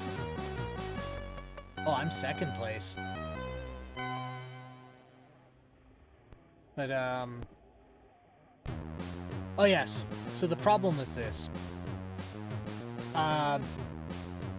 Dynamic RAM was a pain in the ass to get for a while, and so, for the sake of simplicity, folks made aftermarket modifications that use static RAM for a C64 instead of dynamic, which works really well. But the downside is, with static RAM, if you write the data in and you keep the power onto the chip, the data stays forever. But dynamic RAM doesn't do that. If you write the data in, you have to come back a few milliseconds later and rewrite it, or it, like, dissolves into nothingness. Which sounds like it would be a plus to have static. But since the Commodore was built with that in mind, things like resetting the machine rely on the contents deteriorating into nothingness. Which means if I load some games, I can never leave. I have to like shut the machine down for like 30 minutes to let it finally deteriorate out. Or I can just shut it down for a few seconds and turn it on and make some youngin' think that analog horror is going on.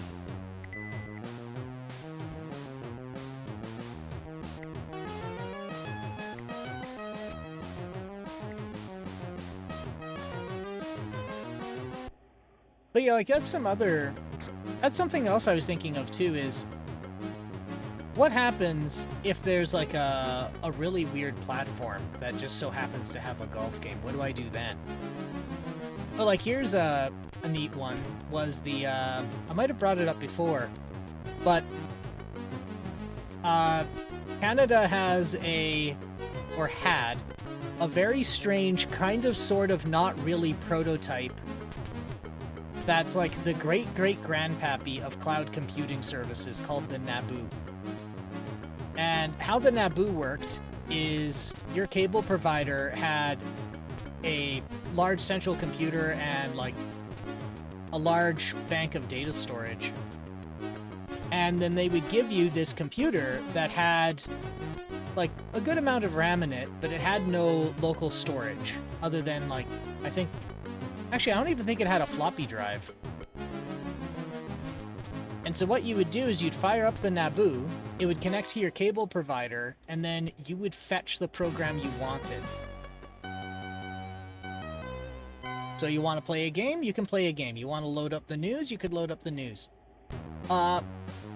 Someone found a pallet of them, these abandoned Naboos. And so now we have a whole bunch of, like, old Canadian computer nerds trying to like re-implement the entire infrastructure for the Naboo system. And they've succeeded. Like, they got some public host somewhere that does it. And now they're working with MAME to get it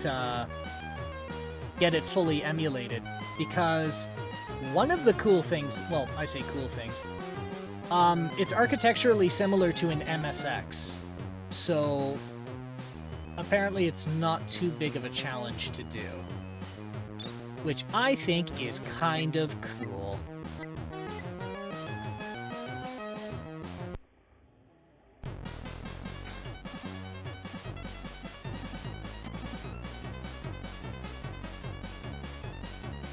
Out of my way.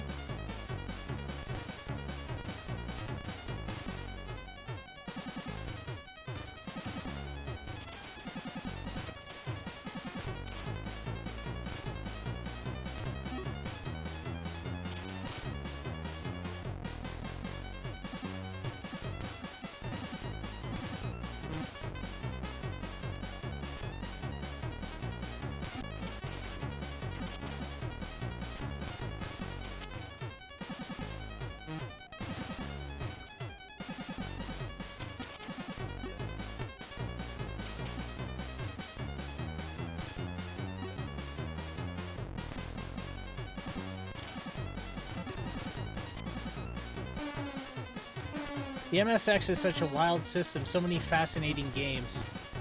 Particularly as someone who likes weird Japanese shit, a shame that it has a ton of shmups that I find almost all of them unplayable due to ratchet scrolling.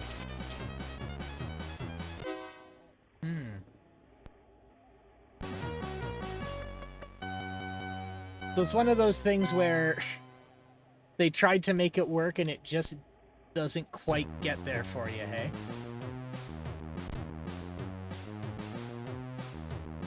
Okay, let's go one more time with it.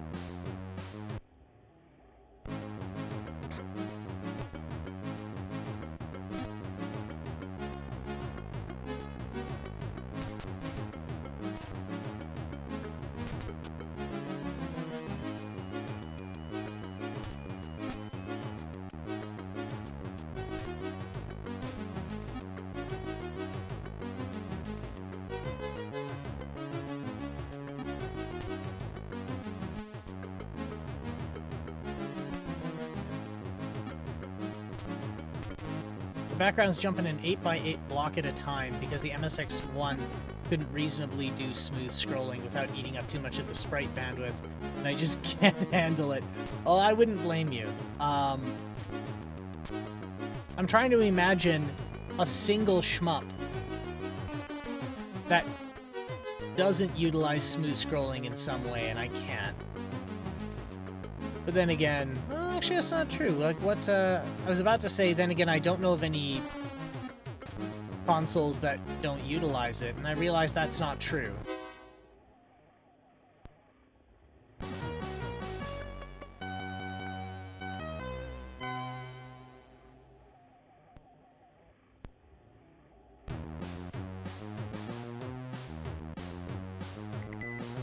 Okay, so better tires really does help.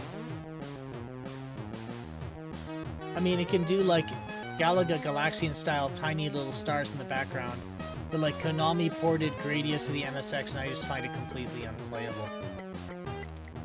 Well, so it's they can't do the very large, like, over-the-top, look at this giant ship you're flying over. It just ends up looking like, hot garbage, hey?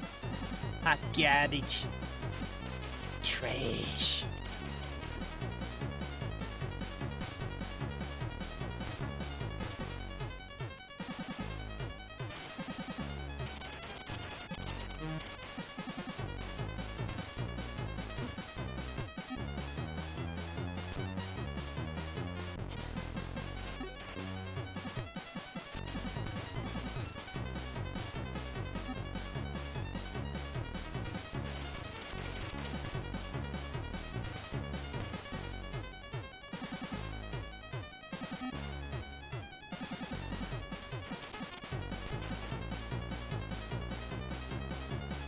No! How dare... I will...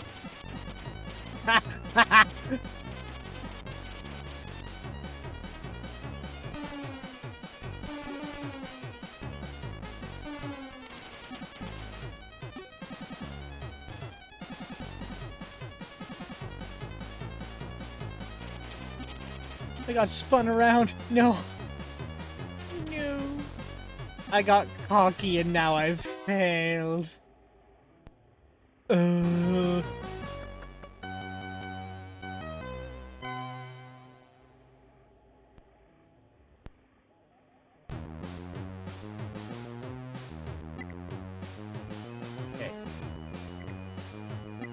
Good engine. And invest in suspension?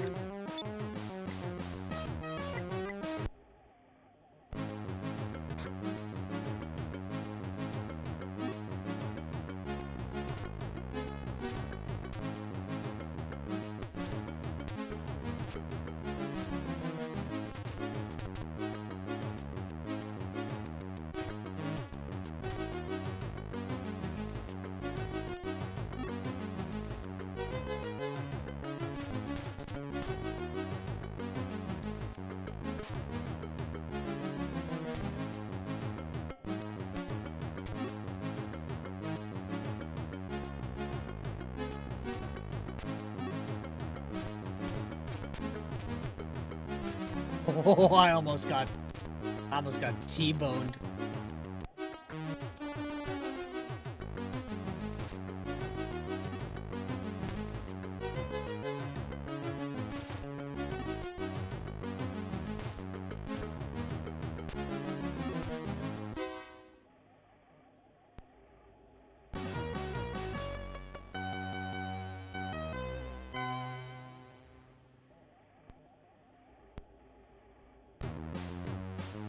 Alright. Oh, credit 0. Okay, I see how this works. I kept thinking I was screwing up really bad, but it's... you just get a certain amount of races. Unless you can buy a credit.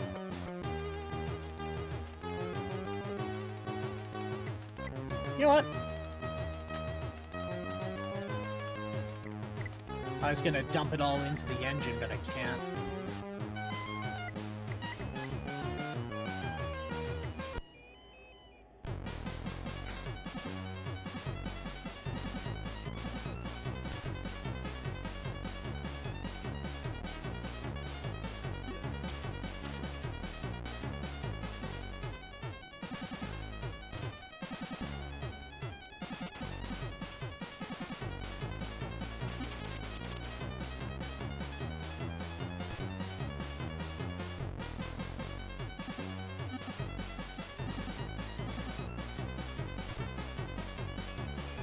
are you...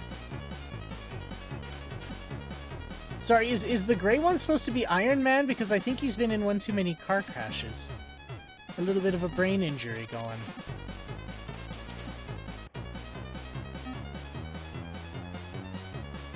They're already half of them. Ooh.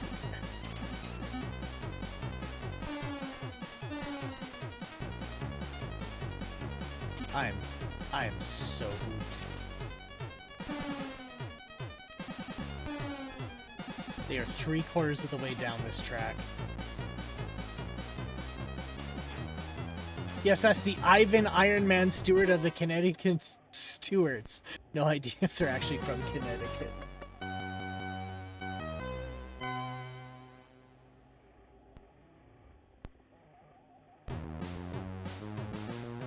Iron Man ruined my race. Alright.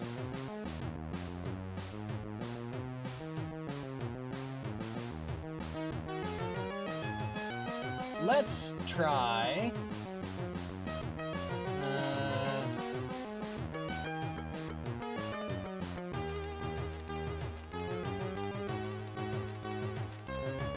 Oh, let's see if Creatures behaves now.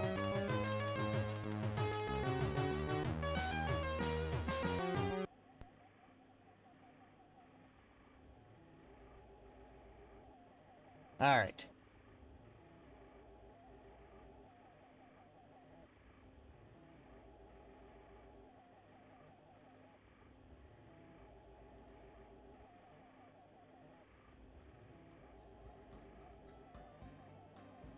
There, just to fill in the awkward silence.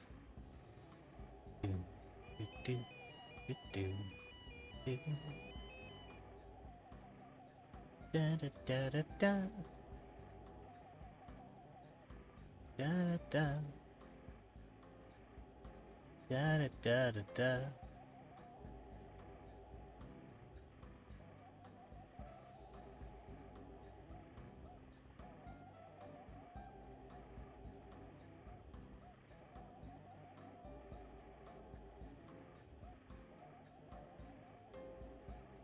Ah, she crashed.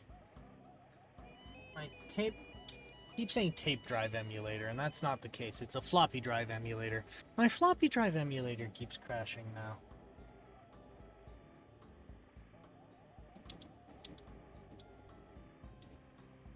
Okay. Creatures. Load.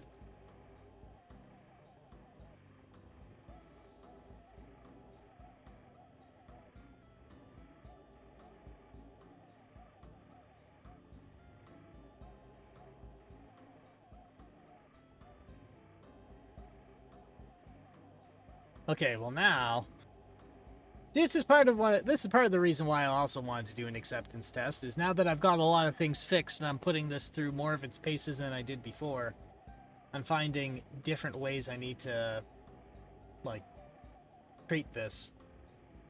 And one of them is, I think I need to find a way to better handle the 1541. Okay, so here's another neat thing, and I don't know if I mentioned it before. So the 1541, because it's like a full-blown computer, well, not full-blown, because it's a computer stuffed in a floppy drive case, one of the tricks you can do is you can load custom code into the 1541 for, like, your own, like, loading algorithms or whatever you want to do. There's actually a demo. Like, you know, when we did the Commodore demo before, there's one just for the floppy drive. Because it's a computer in a floppy drive case. But anyway, what I'm getting at is some programmers would load custom code into the 1541, and then it would usually to speed up loading or anti-piracy. But you have to restart the 1541 when you're done to unload it. Because if you try and load something else, sometimes it doesn't work. No, wait. I meant run.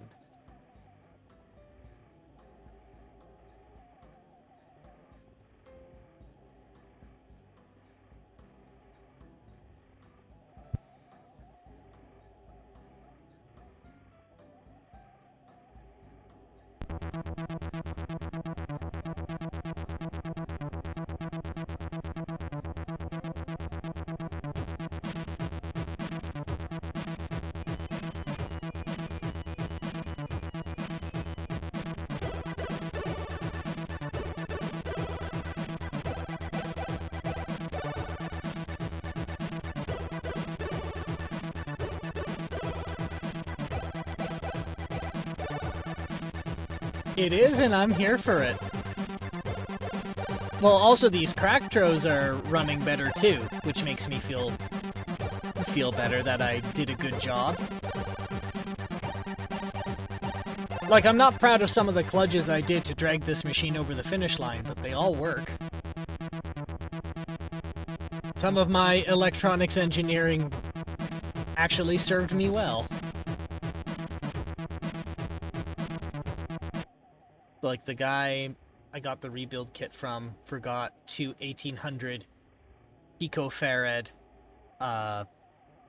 capacitors, which you don't just have 1800 picofarad lying around. That's not a normal value. And I remembered, oh, if you put capacitors in parallel with each other, their values add up. But I just so happened to have about 4 or 5 that when you stacked them together would equal that. So stuff about 4 or 5 capacitors into one hole and solder it up and make sure they don't slide out. And it works.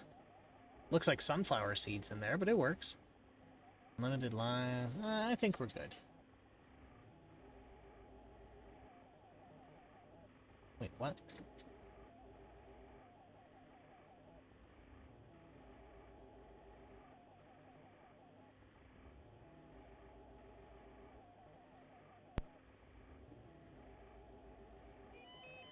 That's better.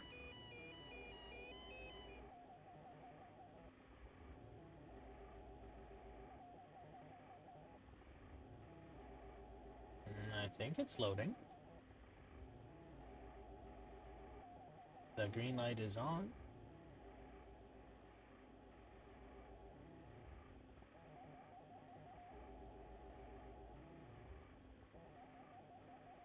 Oh yeah, it's loading.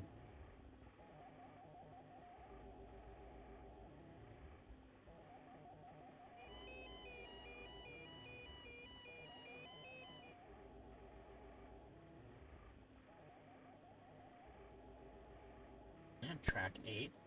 There we go.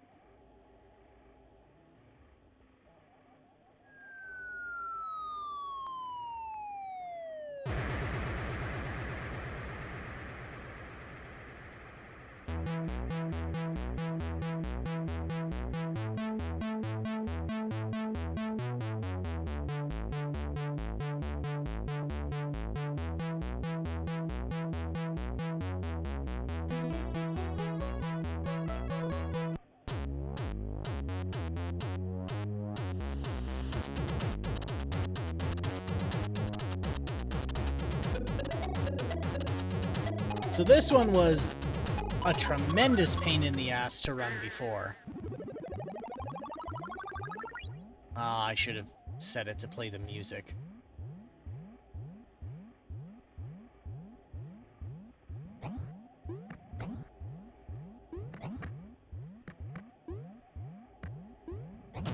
Yeah, this thing would barely run at all.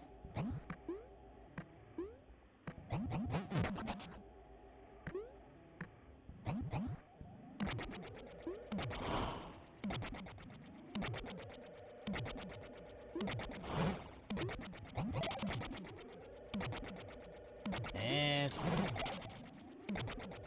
okay, I guess we're doing another.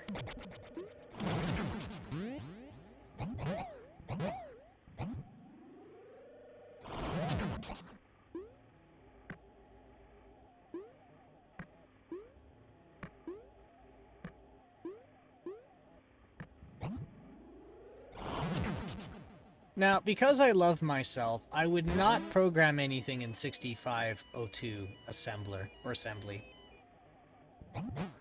But I wonder what languages are available for writing in this. I know there's Forth, and I mean, Basic is built in. Probably C.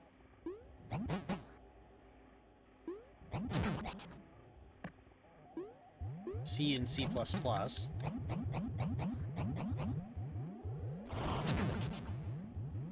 Fortran, maybe? But I don't think any sane person would want to write a game in Fortran. There we go. Now the music is on.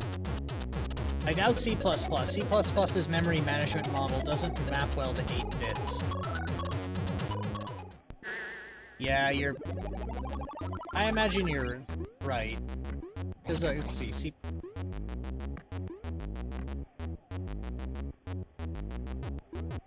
let me think. Yeah, I guess it wouldn't be C++.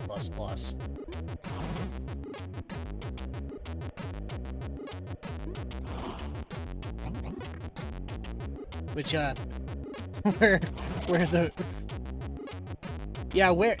right, it's only 64 kilobytes. Where would you store it? You would need a RAM expansion unit. Ooh, that's something I need to get. A RAM expansion pack.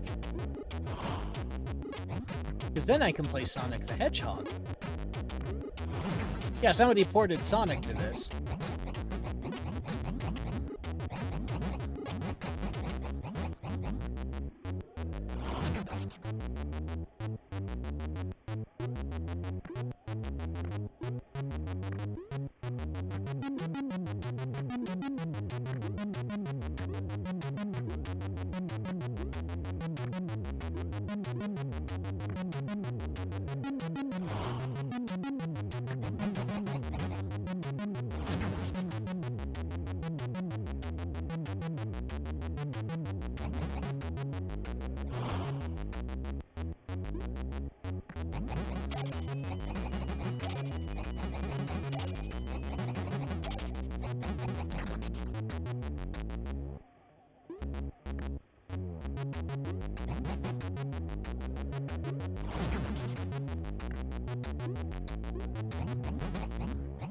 So apparently, the maximum addressable RAM a C64 can address, well, not in one go, but with a lot of tricks, the maximum it can address is 16 megabytes.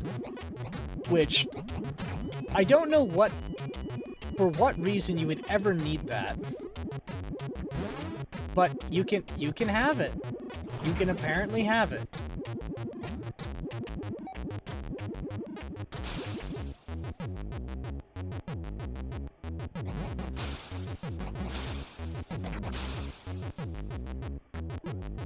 I mean, there's Geos, so like an actual GUI and window manager.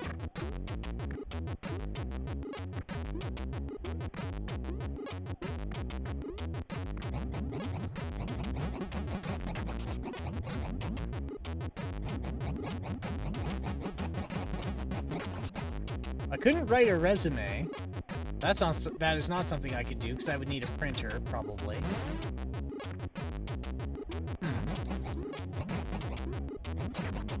Yeah, what would I need 16 megabytes for? Which is a very weird thing of me to say.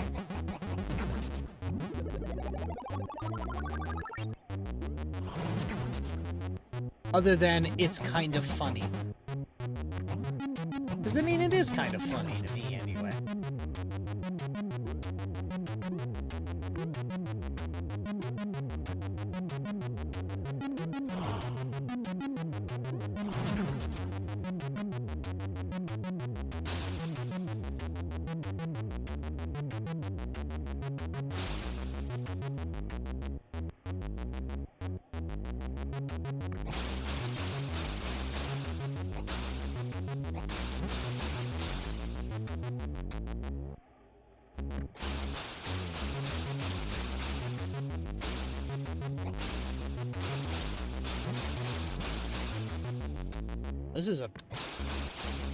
This is a design oversight. So the moment I hit this leaf, all of my projectiles unload.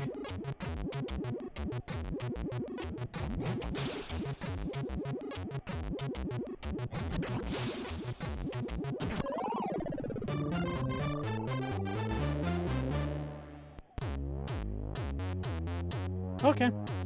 We'll take it.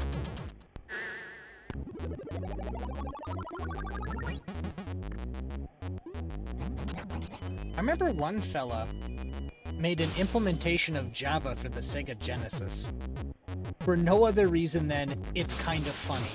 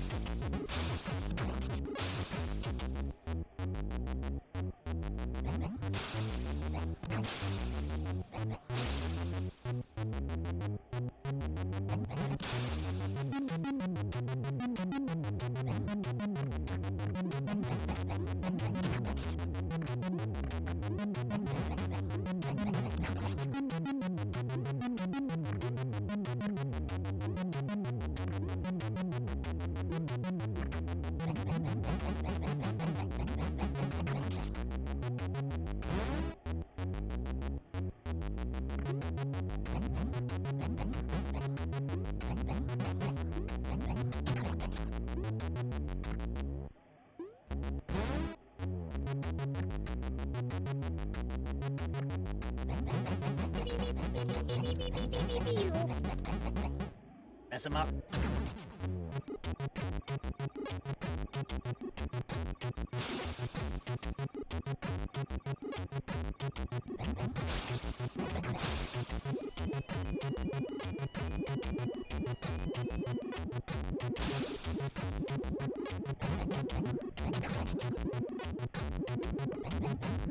Okay, now I know this trick. For some reason, this rock is tied to that creature down there, and I don't know why.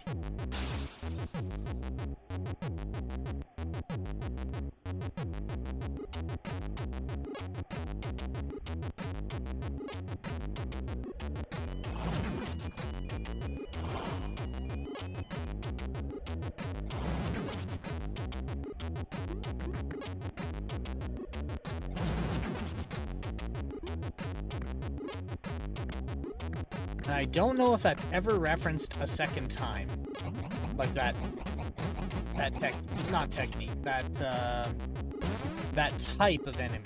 I've not seen it since. But then again, it would crash loading the second level, so I would never really know anyway.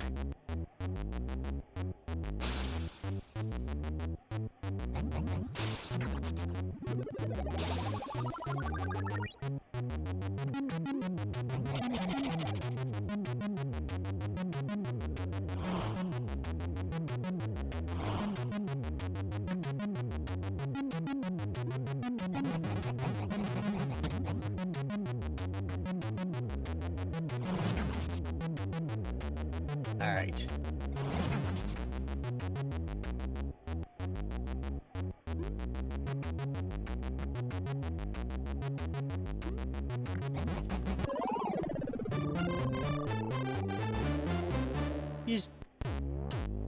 Okay, well, I was about to be upset, but then I thought, if somebody was just sitting there minding their own business and were getting shot at, they would jump at the person shooting at them, so, I mean... I can't be that reasonable. I can't be upset. That's not reasonable. It's not rational.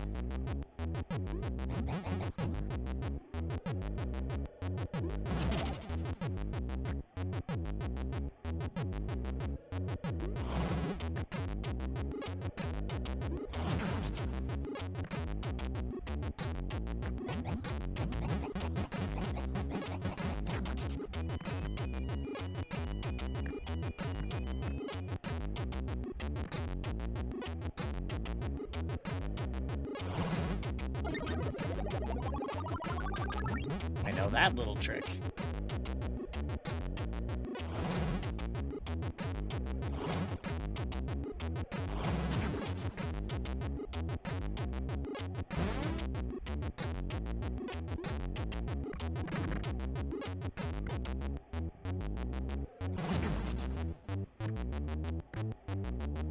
Okay, so this is where it would crash. So what I'm supposed to do is get to the other side of the stage. That's it.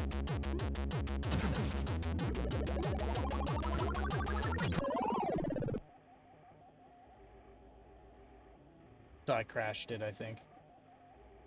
Well, it says loading 1.2, but I died and got to the end at the same time. That's the problem.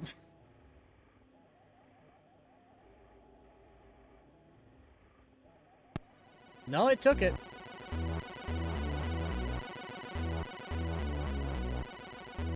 Well, shit, I've never gone this far. Hope there's something here that takes your fancy.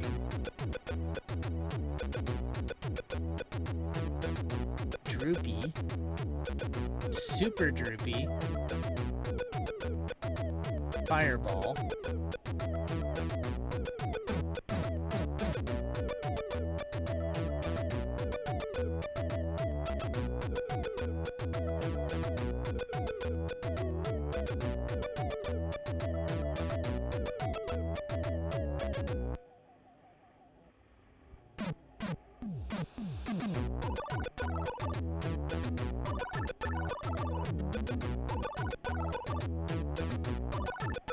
So I need 6 of each to get information on what the hell's going on, huh?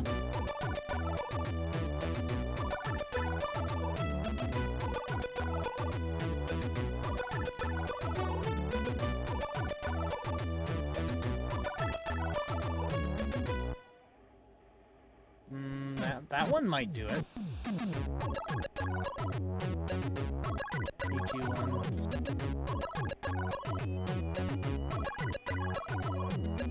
I think I might take this one.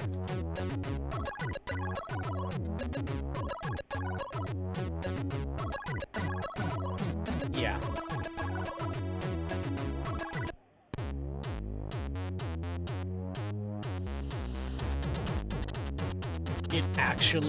I actually got through the first level. This is amazing. It's holding together.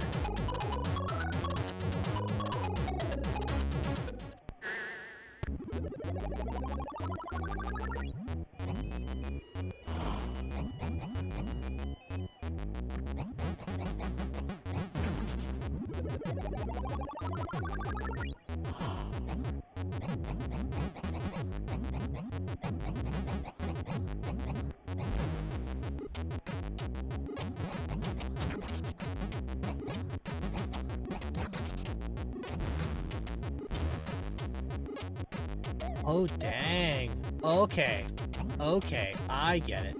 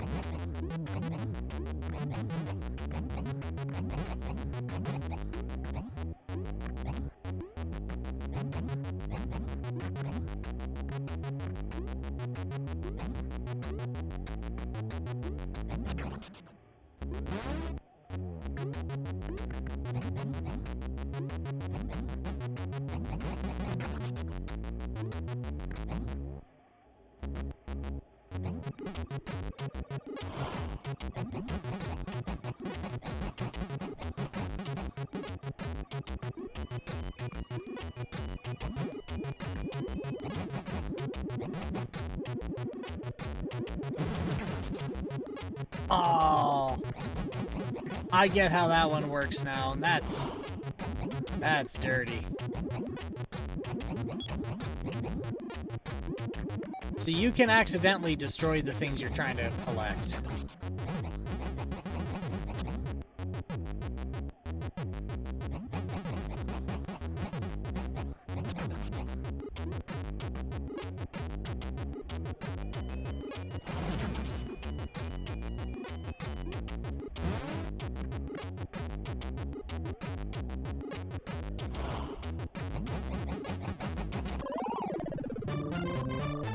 I should have learned from last time. An old 8-bit computer platformer that treats the player very rudely. I'm shocked. Shocked. Well, not that shocked. Oh, put me all the way at the start, too.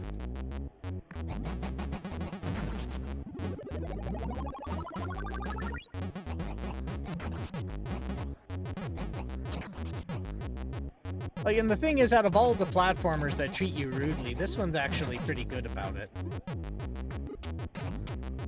Which is saying something.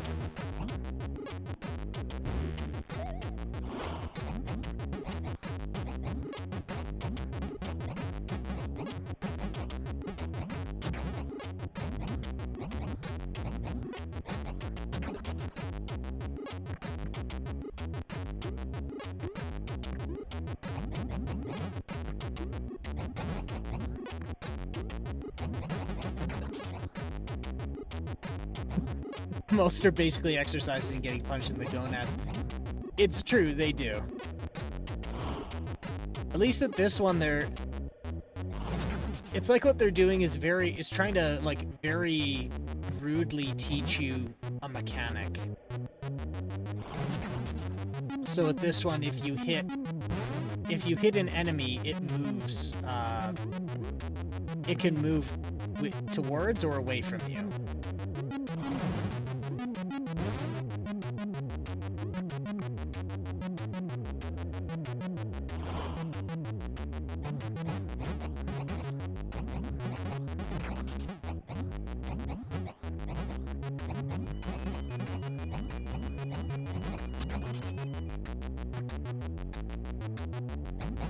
So now they teach you that if you strike an enemy, it can move away from you. But this little bastard comes towards you when you hit him.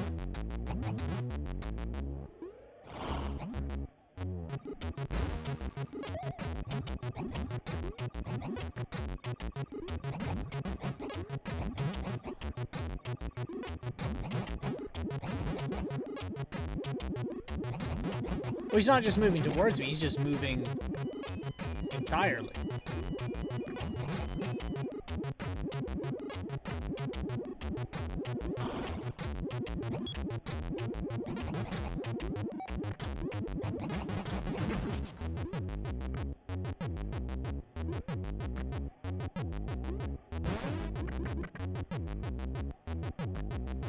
I have to go through there.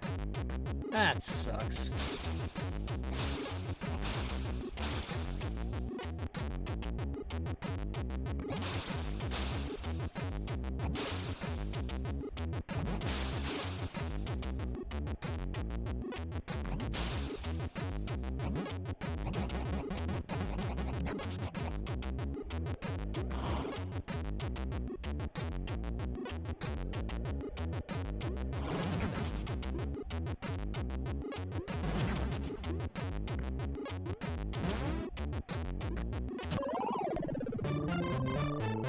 Well, shit. Was that a checkpoint? Oh, thank God that was a checkpoint.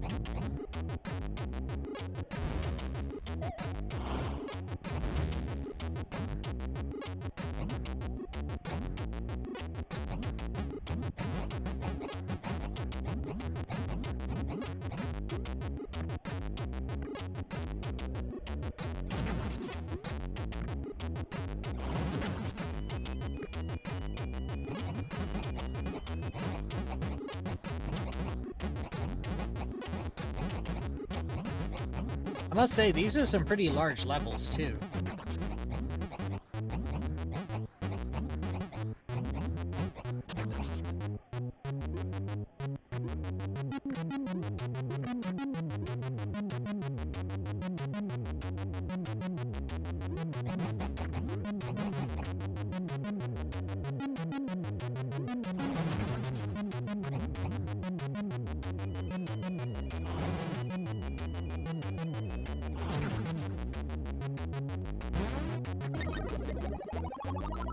I got a life from my trouble.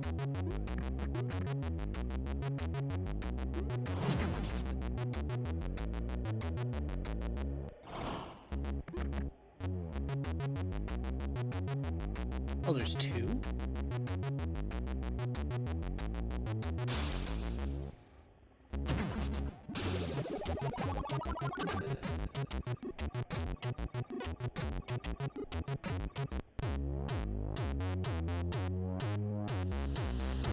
That was unfortunate.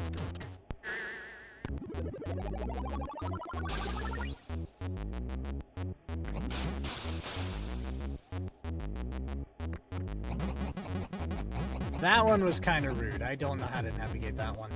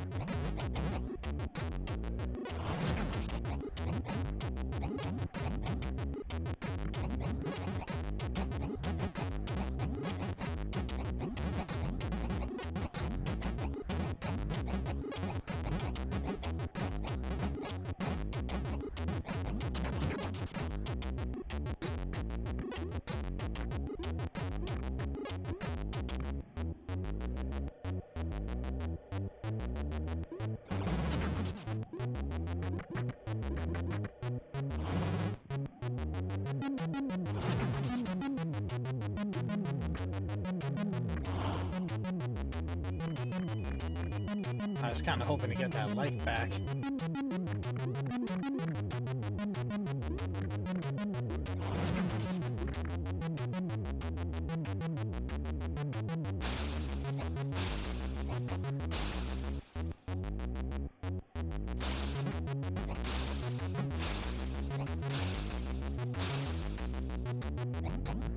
I don't think I can...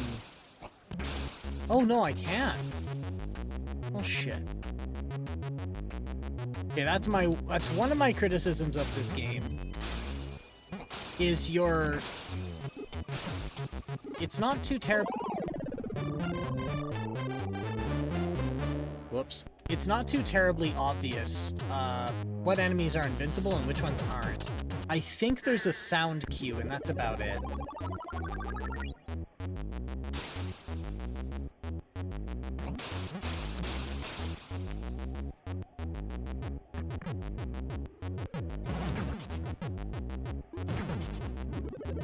I hit the wrong button.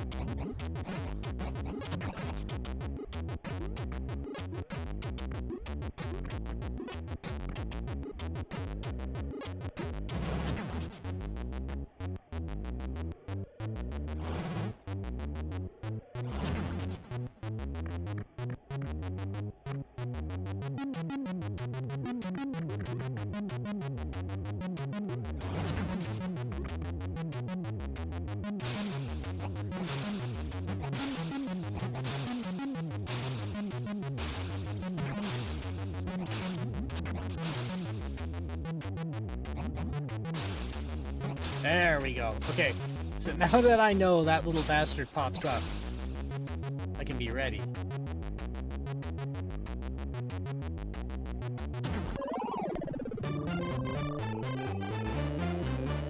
I was not ready. Oh no.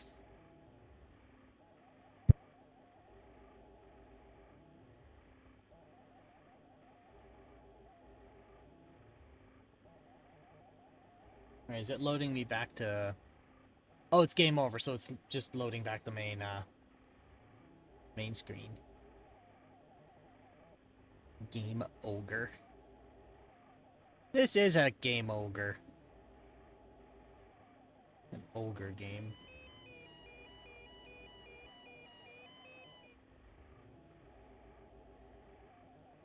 Ooh! I have an idea on... This was something I wanted to play before.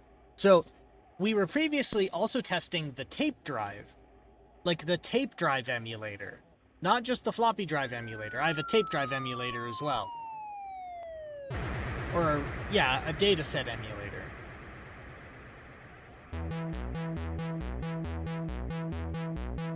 Because there was a particular game I wanted to play. And there's a little bit of an ulterior motive for why I wanted to play this game.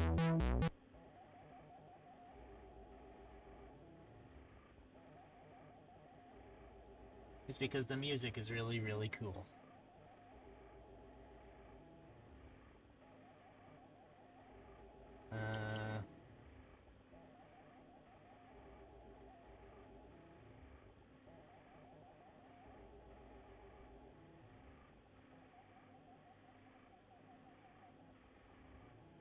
And I made a circuit.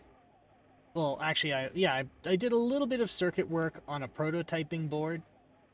Not a breadboard, but like the ones that you can solder on both sides, and it's just a bunch of holes, holes with tinning on them for solder. To get the audio out of this emulator. I should have gone the other direction.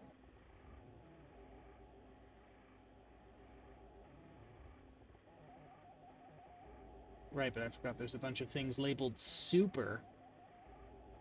I'm gonna pull up Stormlord.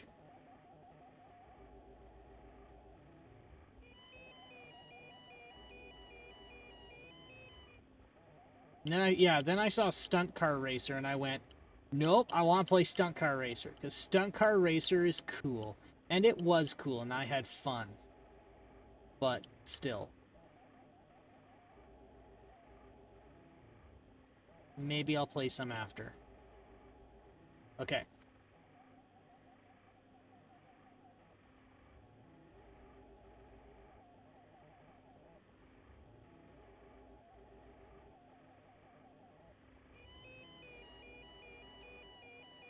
I shouldn't have done that.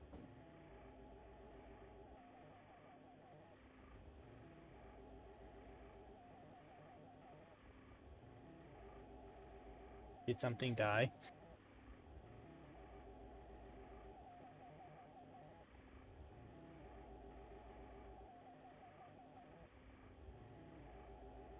That would be very unfortunate, and that would make me kind of sad.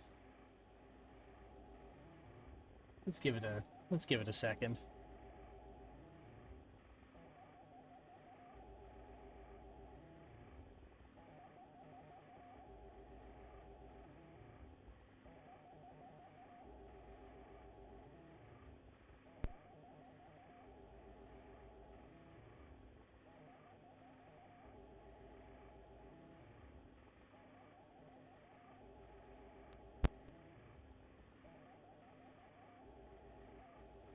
Okay, that's better. So there was still a little bit of crap still in RAM, I think.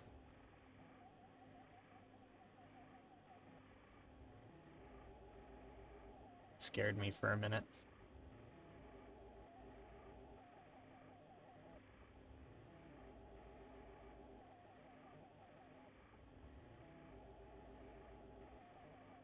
Alright. we'll pull up Stormlord again.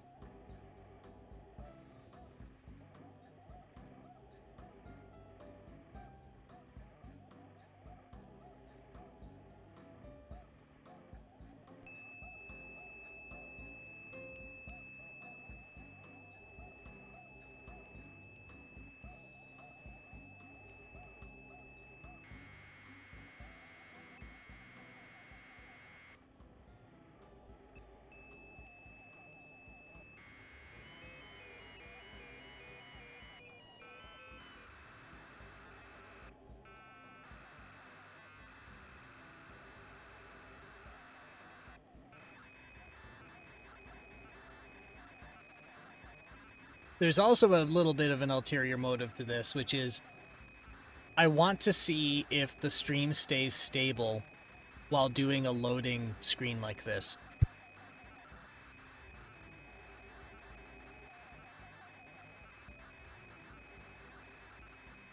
AT and O.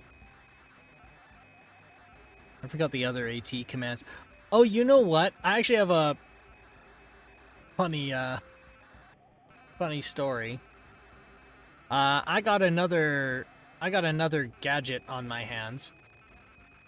And this particular gadget, it's a handheld computer. And it has a cellular modem in it. But the developer hasn't really fleshed that part out yet. So they're like, I've been 28 or so years since I used Telex, so I forgive myself. Yes. Yes, I would too. I'd be easy on me. But, what the guy did do, though, is he gave instructions, because if you want to, like, do telephony on the computer, it's fine. But because he didn't write any software for it, you have to send AT commands directly into the cellular modem. So if you get a phone call, you have to bust out the terminal and do an AT command to pick up the phone. And then you get your call on the headphone jack. Which is incredibly silly, and I love that. Initiates a Z modem protocol file transfer for ccrawford.jpg.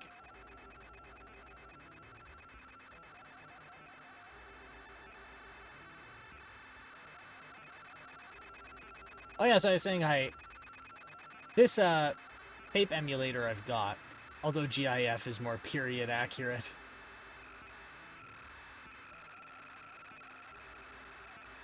And then you had your crazy friend who tried to do bitmap.bmp. But then he had nowhere to put it.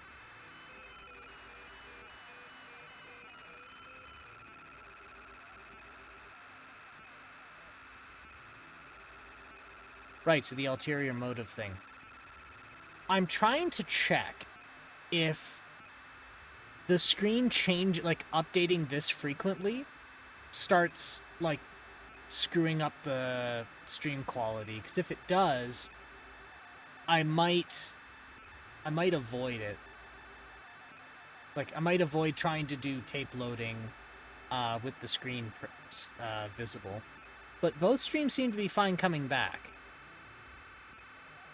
My hard drive ain't got room for no fucking BMPs. I've only got 80 meg. I could use that for something else.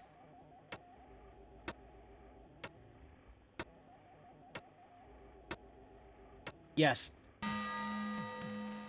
Just halfway through loading the tape, they loaded a song, but they won't play the song and load the tape. So they're like, just listen to it for as much as you want, then hit space to continue. But this is a good song. Seems fine so far, other than the whole thank goodness I don't not photosensitivity epileptic bit. Yeah, I realized partway in I should have done that, and I put a warning after the fact, but yeah.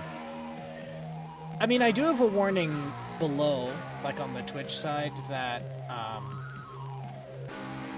there is always a risk of flashing lights and like colors that could set off people with like epilepsy. But I mean, it's still prudent of me to warn beforehand. It's like warn on the stream. Yeah, I put that in a little bit after the fact, but yeah.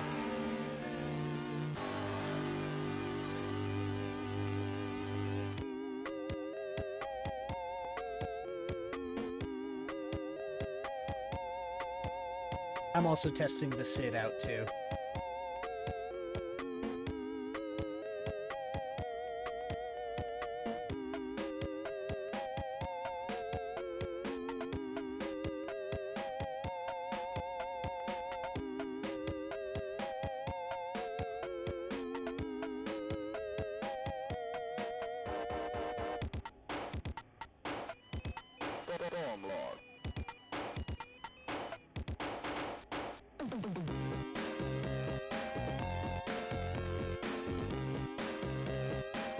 But I can't load the tape and play this at the same time, because that's too much computing power.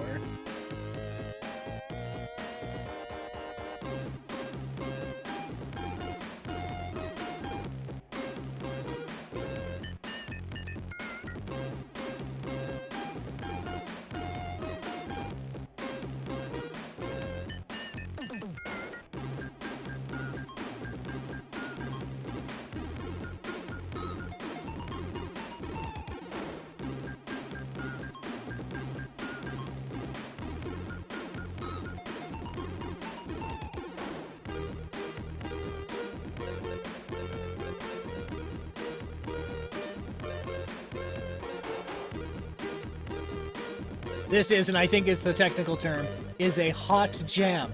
Yes, it is very hot jam. This is really good. Like, somebody had to compose.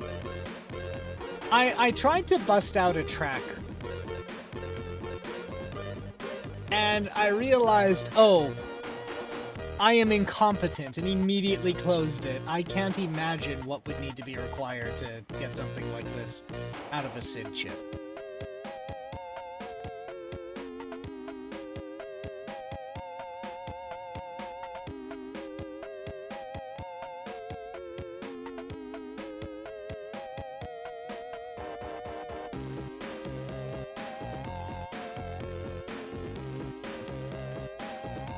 Another one that has no business being good, but it is, and I shit you not, Tetris. They spent their whole budget for Tetris on tape on the composer. I think they got, was the guy, Wally Beben? And he made a 30-minute ballad that loops for Tetris. I don't know why they did that. I'm just very grateful they did that.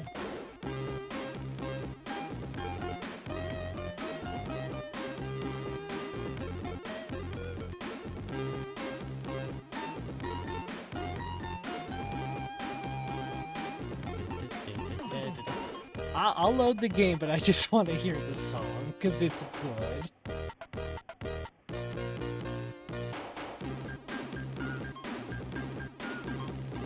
What else was there? Oh, yes. So, quite some time ago, I think I might have told you, Sunfall, I had an Atari ST. I fixed it. Then he subsequently broke it by picking it up to put it back in the case. Instead of doing what a normal person would do, which is try and fix the damn board, I found a fella who reverse engineered and sells a modern one with modern sensibilities and some surface mount parts. And so that's on the way. Which means I might not only get this thing revived after all, but it might be easier to upgrade it too.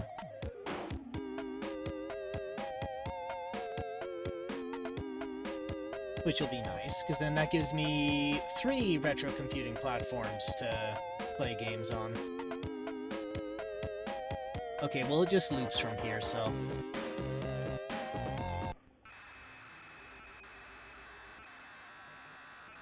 Your ears got a treat. Now it's back to ear slaughter. I regret nothing.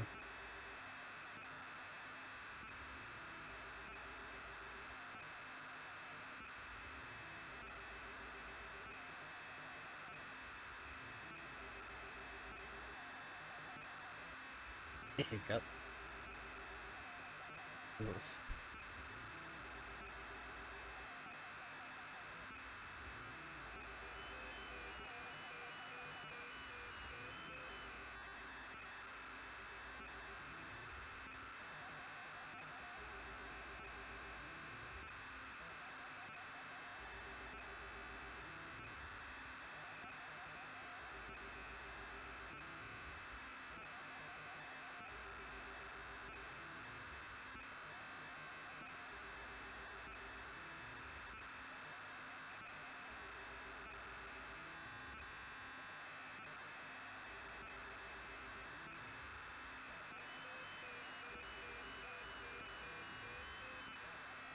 Alright, 63% into loading the tape. And we lost 5 minutes to some sick music. Some hot jams. I was like, well, what do people call good music? And I'm like, oh. I'm not a cool man, I don't know the lingo.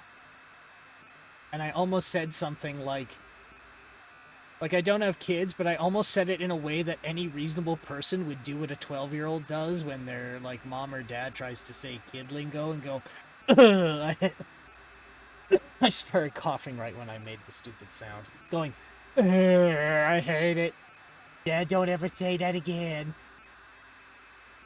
Anyway. 73%. That's loading pretty well.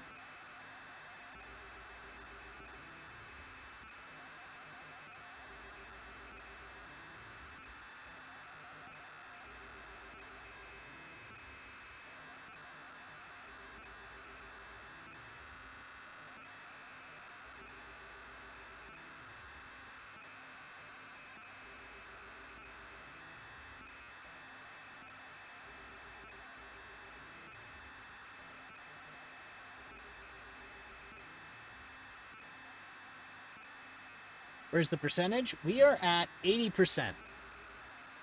80% loaded. We are almost there.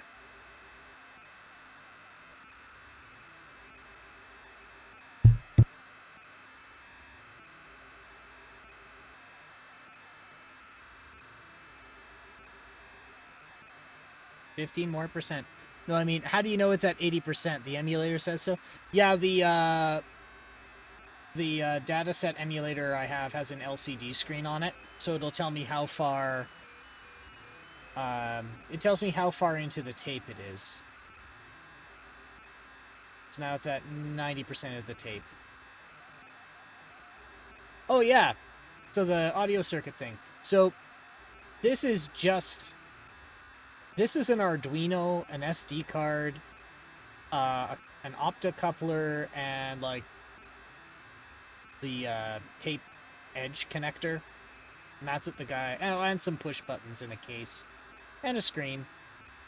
And that's what the guy sold me. But one of the well, I wouldn't say problems. One of the things that, because I'm weird, I actually wanted was...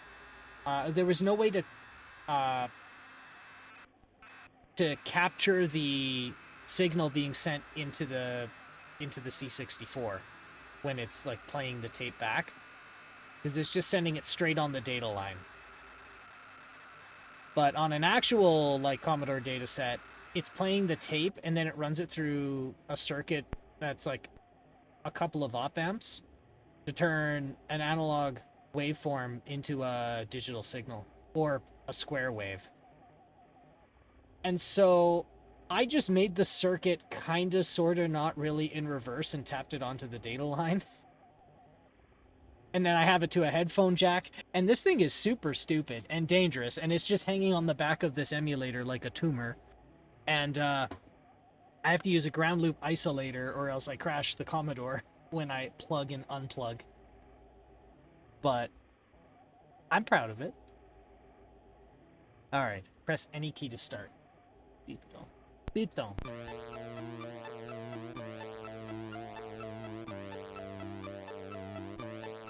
Redefine keys, yes or no? No. I want joystick.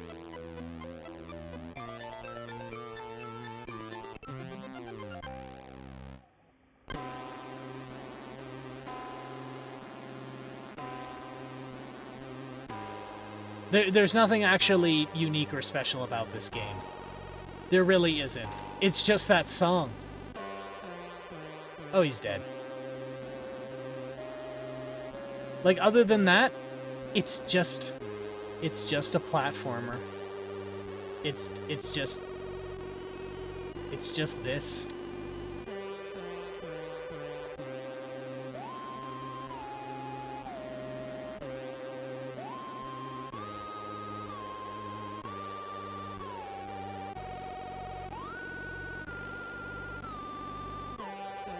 And the super useful crouch.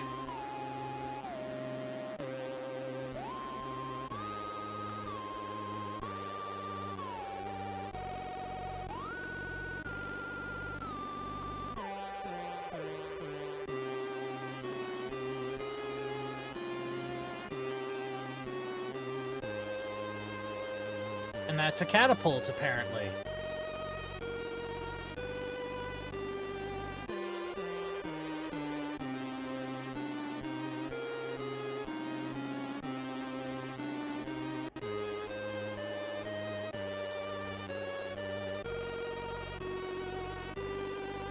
James Somerton pulled his whole channel after H. Bomber Guy's expose and Todd and Shadowside content. Genuinely shocked. You know, I said to myself, you know what?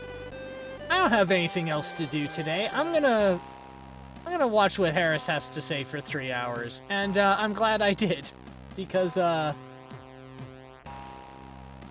it's rather funny that the 3-hour video on plagiarism and laziness and churning out content, yeah, was from him, a man who's infamous for citing his sources extensively. So to make a 3-hour video about plagiarism, people's laziness, how people respond to being caught stealing from others.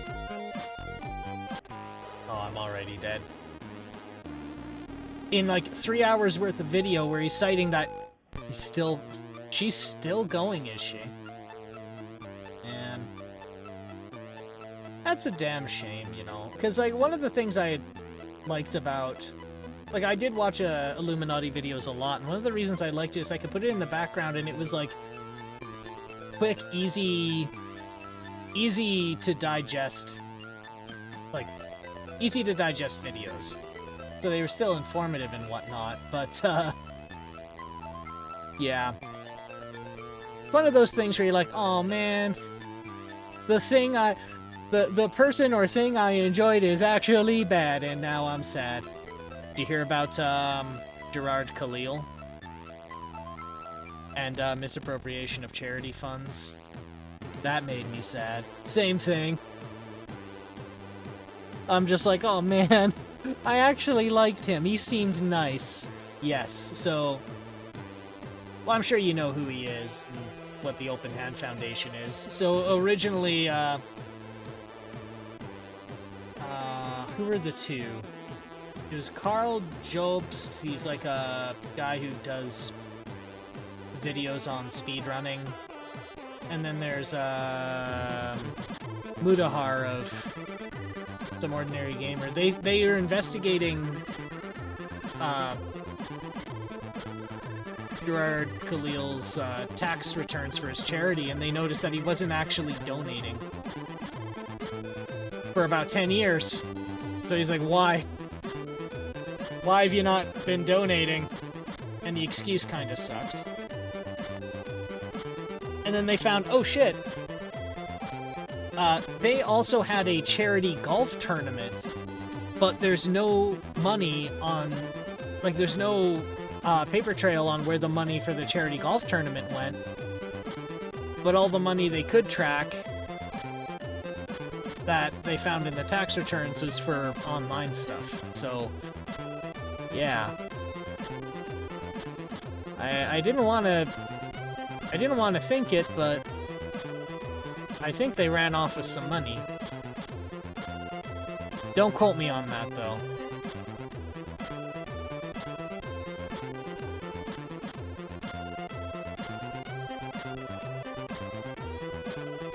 That made me sad.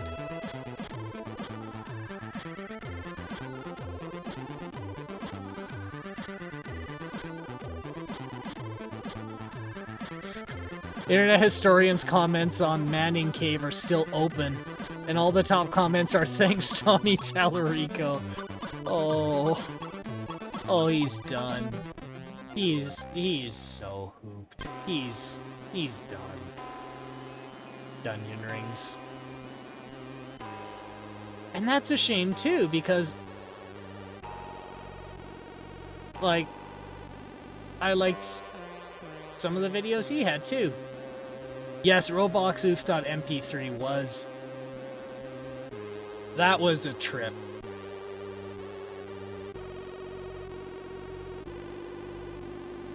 I like how it's only like 30 minutes of, okay, where did the oof come from? And then he says, okay, there is a rabbit hole that you can just not follow me into if you want, so you have a chance to leave. Ready? Okay, the rest of these several hours is me discovering Tommy Tallarico is an awful human being.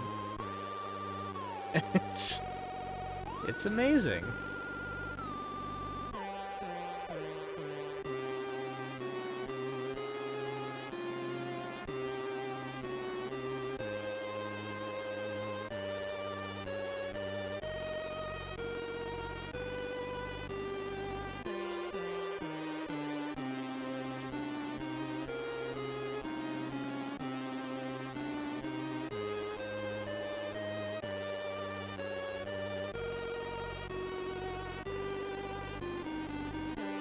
Well, that made me think a bit too, because I mean, I don't do anything that necessitates me citing sources, but I was about to say at one point, but that makes it imply that I'm not so interested anymore, which isn't true. I very much am. Oh, man. I was actually in New Orleans Video Games live performance. It was really cool. I mean, whatever, Tommy Tallarico's fake guitar solo, but the rest of the stuff was done by actual musicians actually playing. You could even see a second or two of me in the trailer for the video, but yeah, fuck Tommy Tallarico. Yeah, I've been to Video Games Live once before, and I enjoyed it a lot.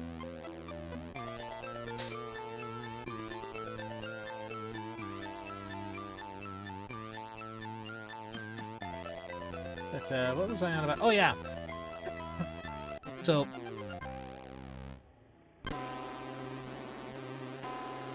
that made me think a little bit more about, well, what prudence you need to exercise when you're making videos, and, like, what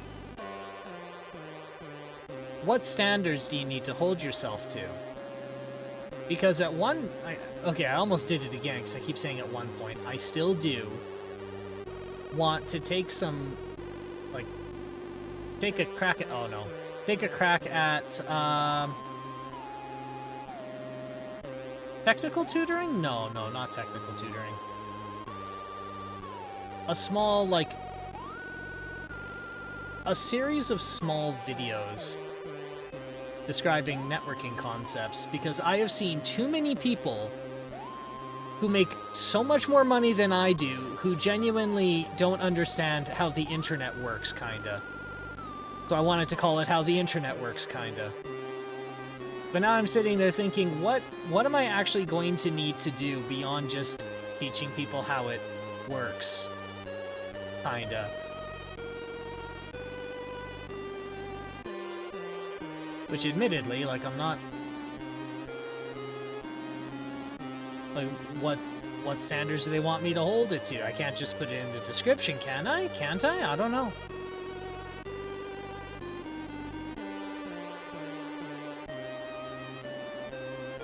Well, I also can't just say... I can't just cite the Internet Engineering Task Force as my reference for every single thing I say about how the internet works.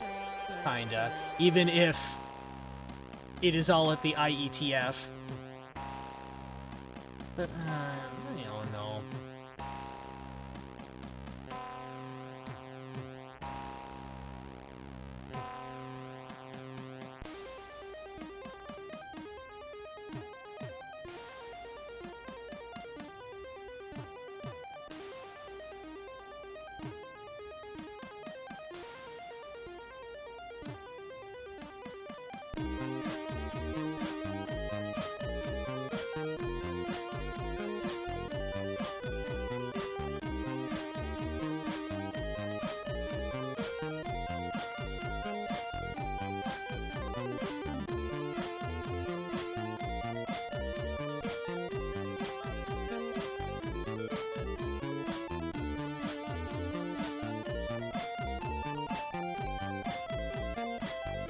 So how am I supposed to use this to placate the bees? I assume this is honey. Do they just... Okay.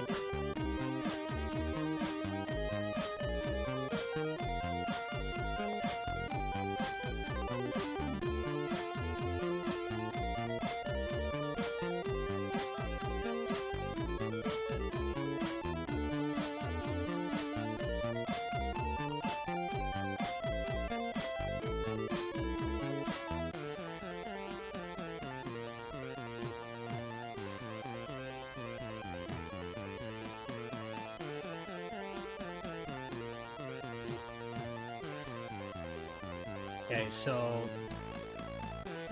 There's something I still don't understand.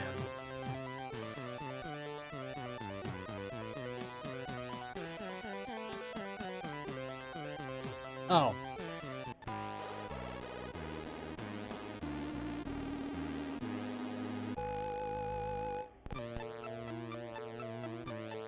That's it, huh? Alright.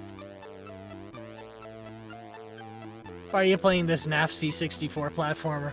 Because when you load the tape halfway, it played the cool music. I'm sorry.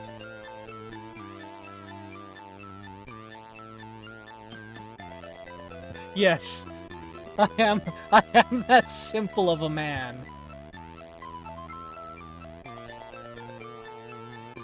I don't understand it either. Okay. One more crack at it. One more crack at it, and then I'll probably wrap it up with Stunt Car Racer, because that's feckin' cool. I mean, I support cool loading music too, but you don't have to actually subject yourself to this game. Okay, like, I'm teasing, like, I'm making fun of it a bit, and it's not great, but it is not the worst thing I've played. I did play Thing on a Spring earlier, and Thing on a Spring is worse than this. And I'm about to have, like, someone with a C equals t-shirt just screaming at me that I said that. That should be on the box. Not the worst thing I've played.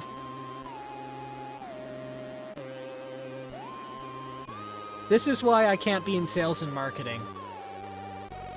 I have never once received food poisoning from this food product.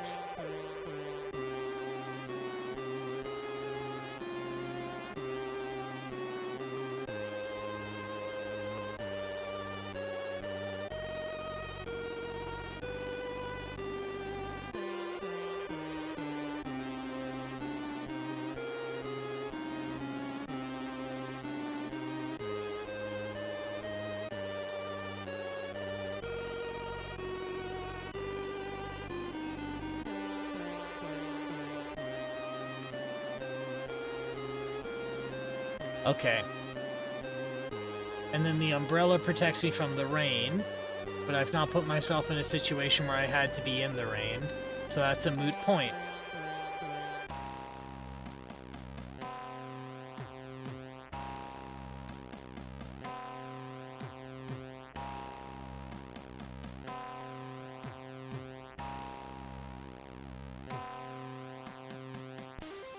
Okay, so now I go get the honey.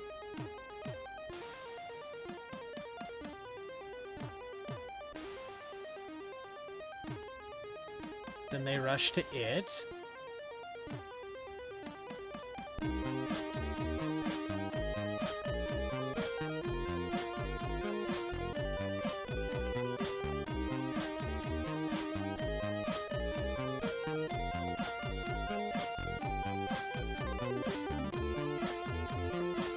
I mean, I am getting better.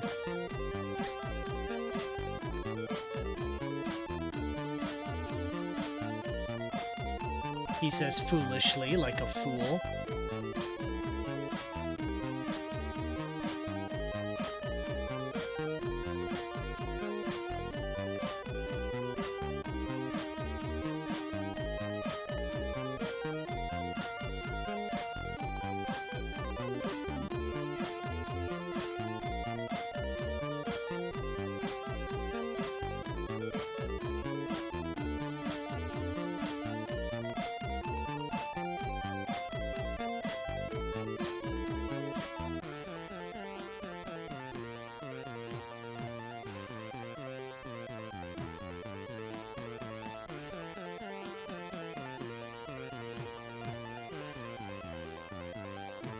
Okay.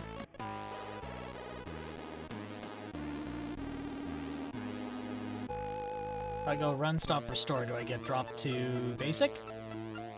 No. Give it a bounce. We're gonna go...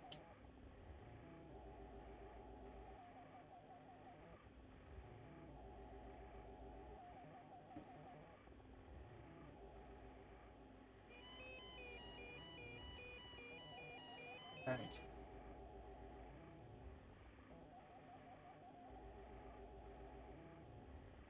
We're gonna get the cool game. The cool... Well, I won't say much about it. Other than, it's very cool.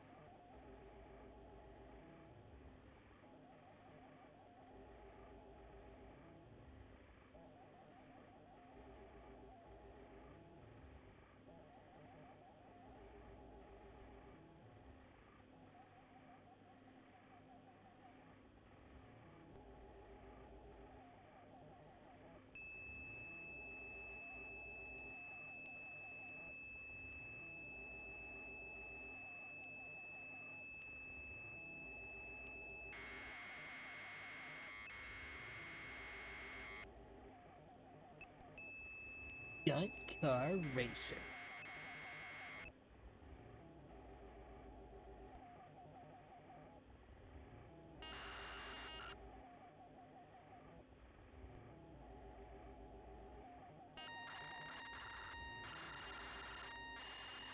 But I am going to take this opportunity to refill my water.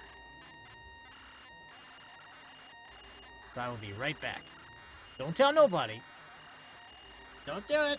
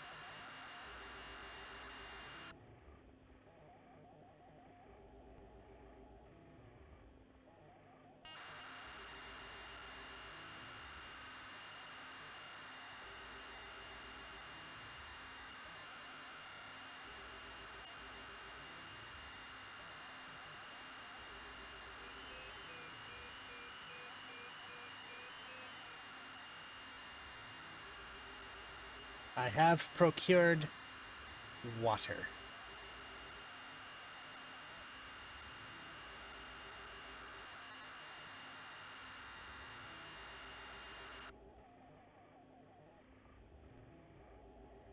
Oh, perfect. No, wait, not perfect timing.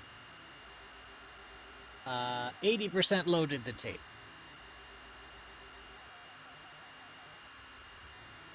Kind of funny, once you've gotten to the point where you brain catch up. I think if you have enough of an understanding on how this system works architecturally and code-wise, you could probably hear what's being loaded. I heard something that made me think it was loading, like, code for a parabola or, like, loading a table. Because the sound it made an Euler sound, like an Euler phoneme. And I don't know why I think that. Actually, no, I do know why I think that. Because a pattern of, like, a really rapid binary counter up, if it's modulated, makes an Euler sound.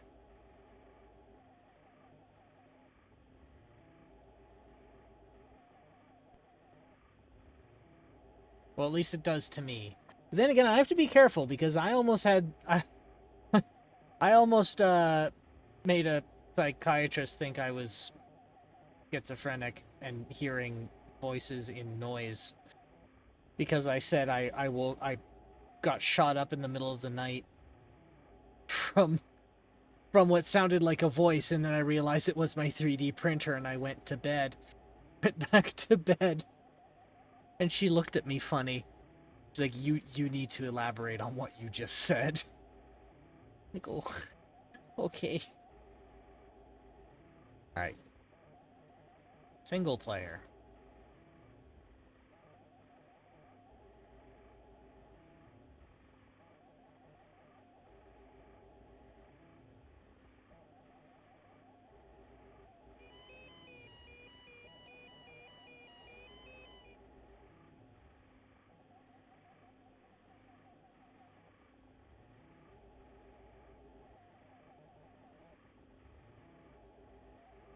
There.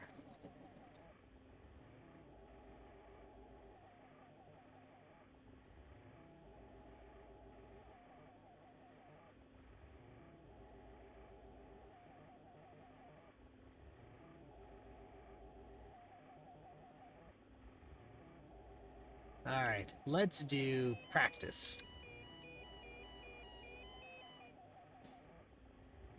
Let's try Division 2.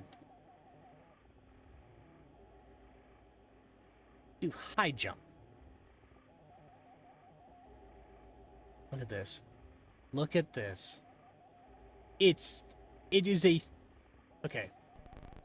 Yes. It is a 3D racing game. That's so feckin' cool.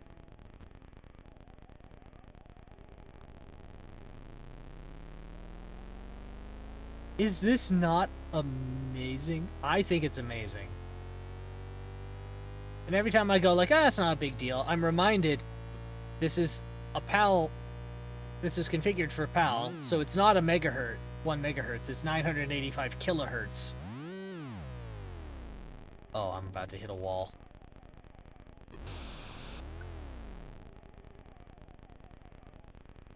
Yes, it calculates doing a horrific barrel roll and flying off the track because you hit a wall like an idiot.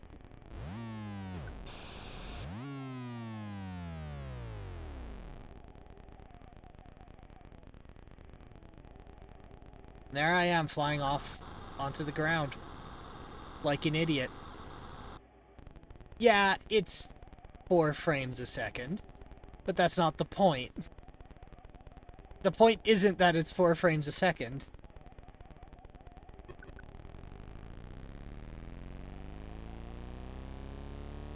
The point is that it's doing it at all.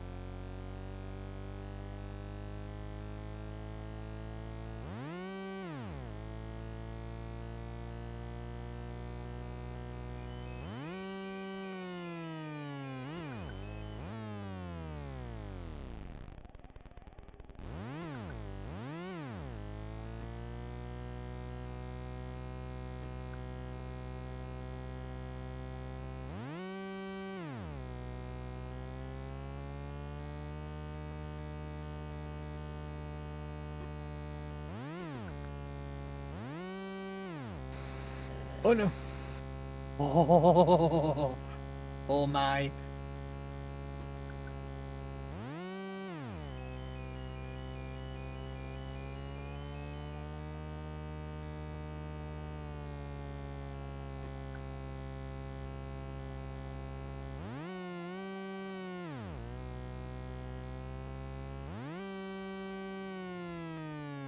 Still not fast enough.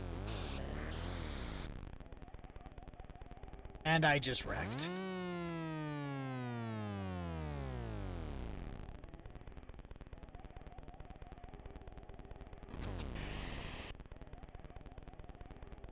But I did get over it. I just got over it by ramming into the wall. Like a champion does. Alright. Let's do the roller coaster.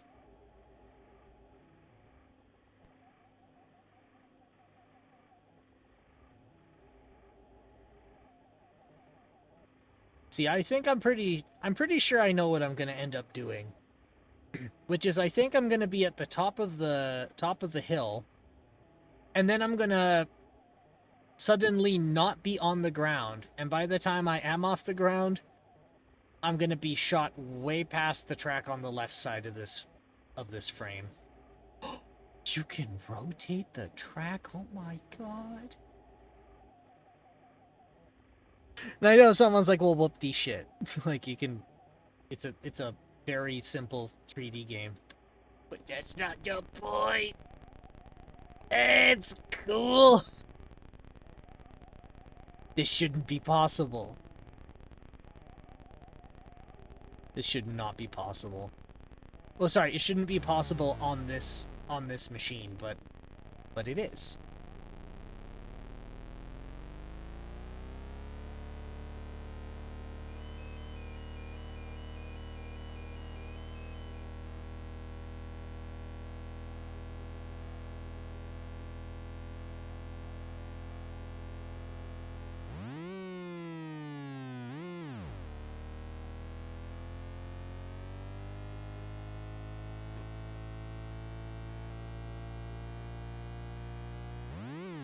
You know what's kind of funny?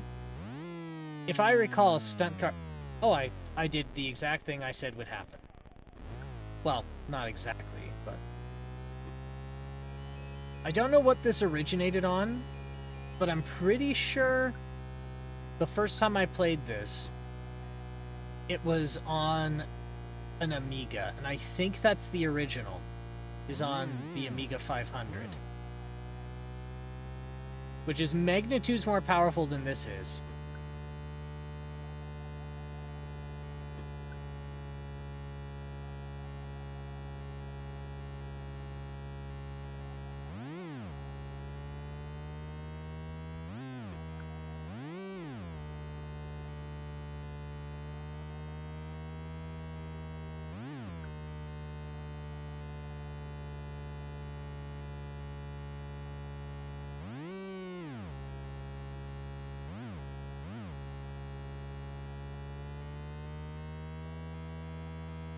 I'm gonna fling off this track.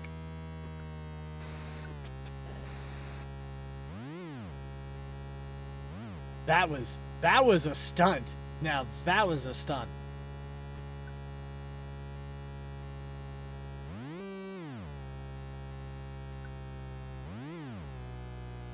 Basically skid around that corner on my undercarriage like it's a skateboard.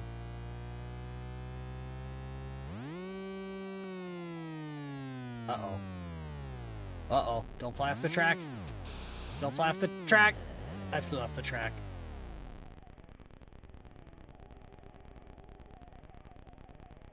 Wait for it. There we go.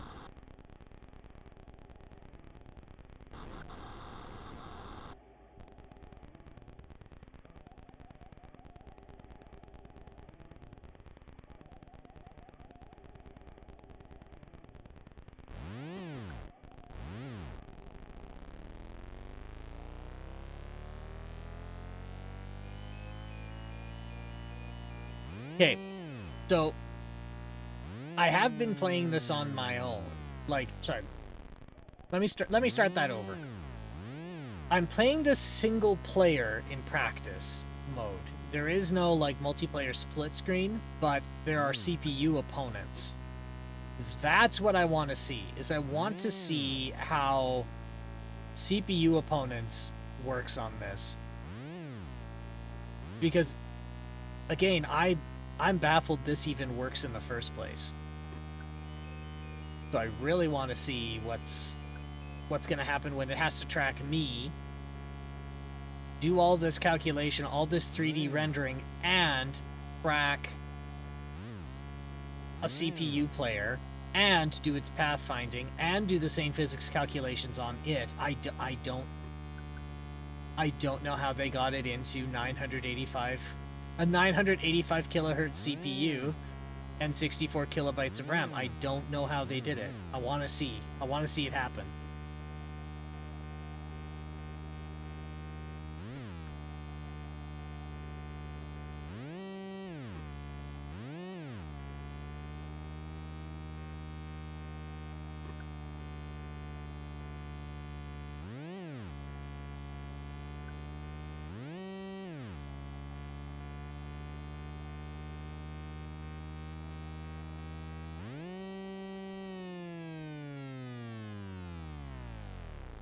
I flew off the track.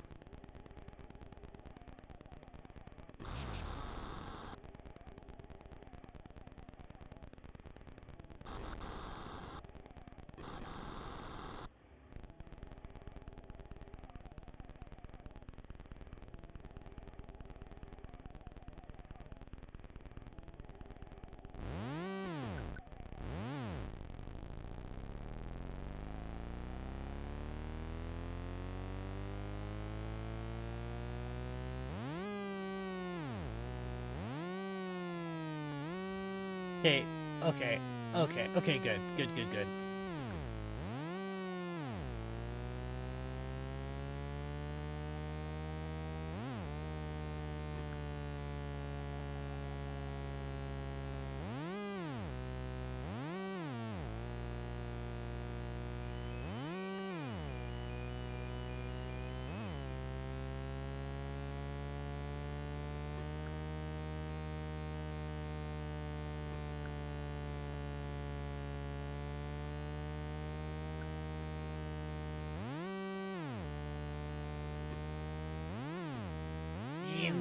Nim.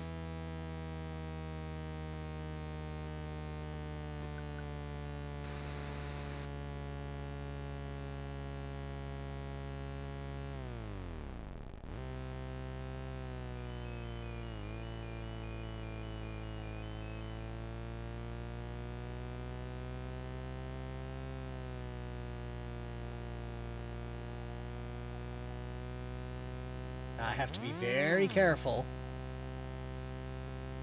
because the gauge at the top, you're going to see dots on the right-hand side and a line on the left. So if I do something really like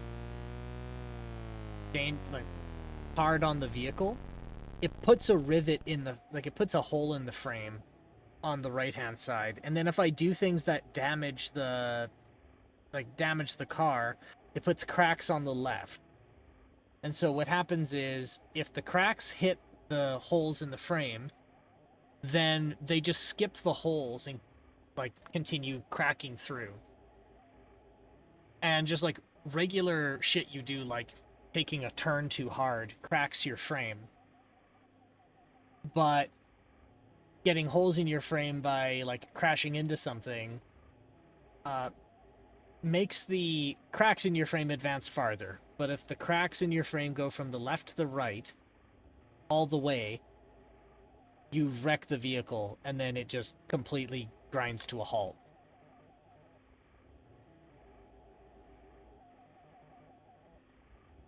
Alright, let's try an actual race. I have to see this. I have to see this.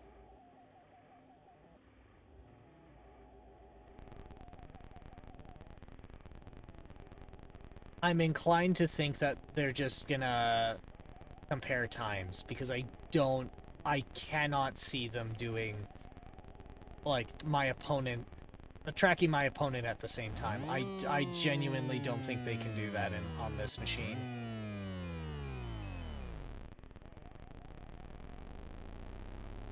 Holy shit, he's there!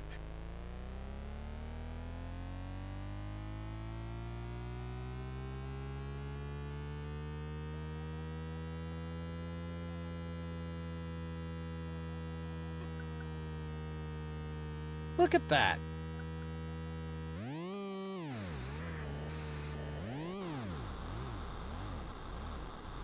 I got too excited.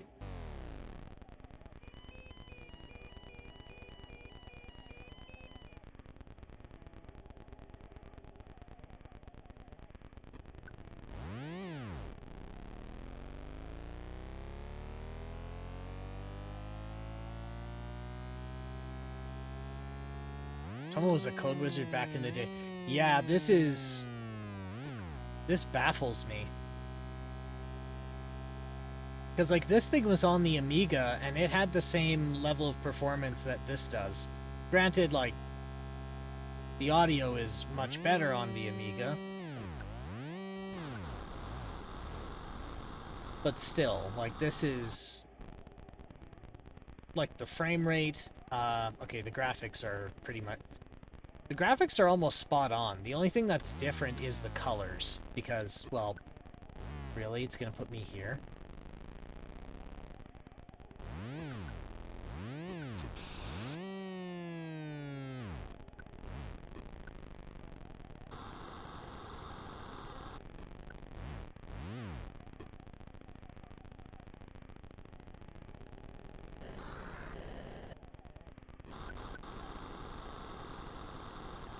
I feel a little cheated there.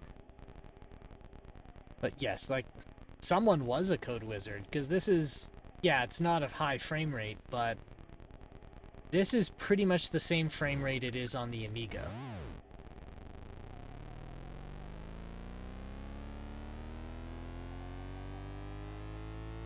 But, like, the graphics themselves are almost identical as well. Like, the effect for the tires, that's the same. The mechanics for how the frame breaks, that's the same. The 3D and the sky and your collision detection and your physics calculations, like, that's all the same. To me, anyway. I'm sure there's a notable difference if you had them side by side, but... yeah, it is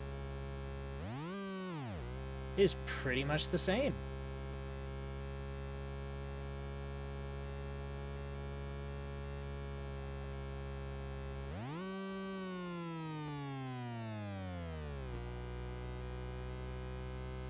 Gotta pass out. I only got like 5 hours of sleep last night because I went to bed late, and the HVAC guy came by this morning.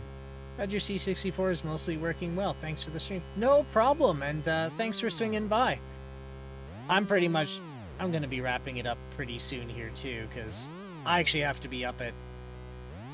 I gotta be up pretty early to report in, to clock in, and get things built and repaired and all that cool shit. But anyway, you rest well, and thanks for swinging by.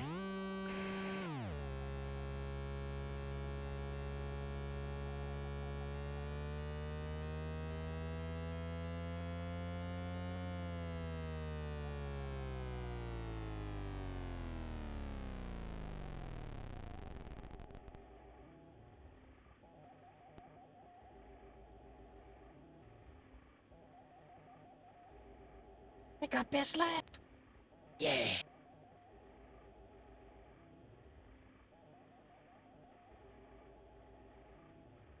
Hey, it said I got fastest lap.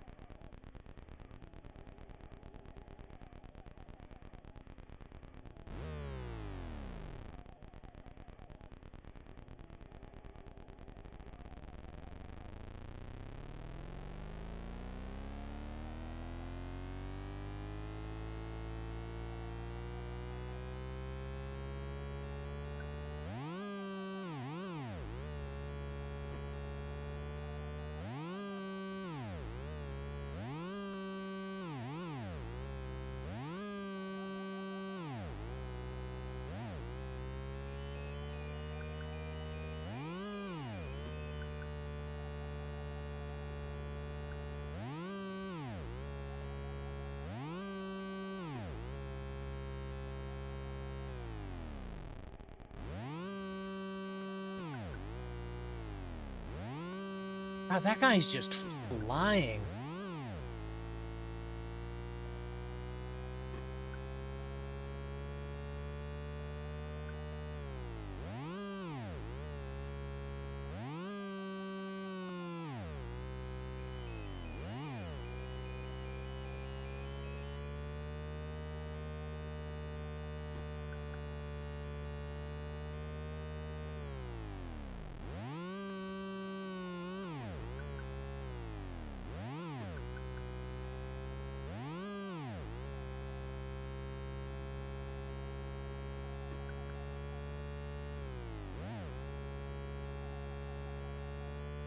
Nim, nim, nim.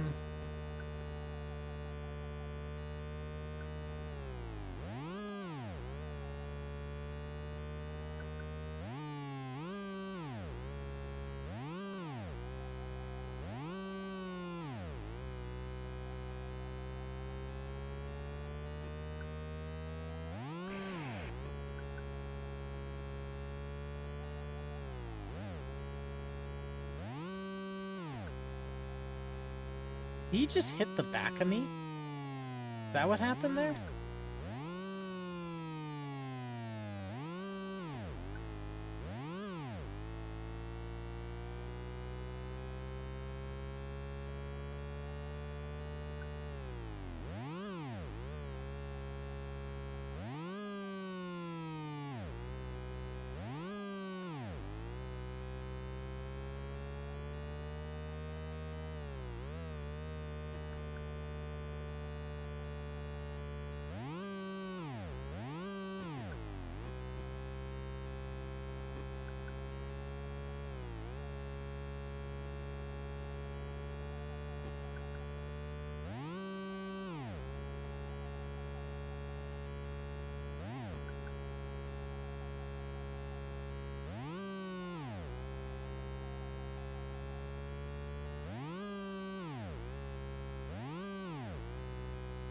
Oh, I think we're gonna...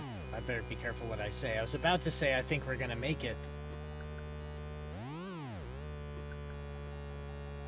But if I say that, then I know I'm gonna immediately lose.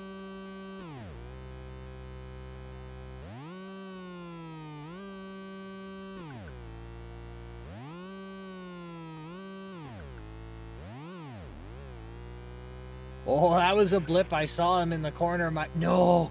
No, you don't. No, you don't. No, you do not. Get me off the track. That piece of shit. There he goes.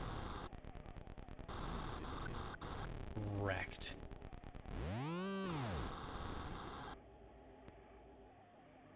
Aww. Sad man. But no, this is really cool. That is... You know, this is running really well. I think this is ready for showtime.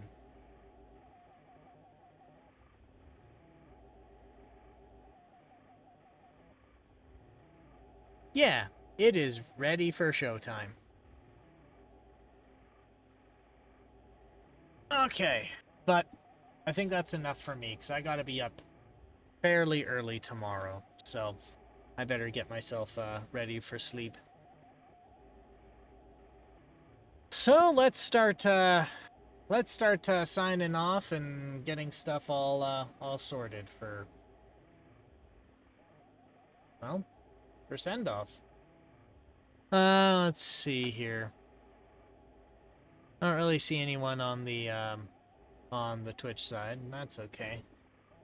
But that means there's probably nothing I need to account for like raiding. Like, there's no one to...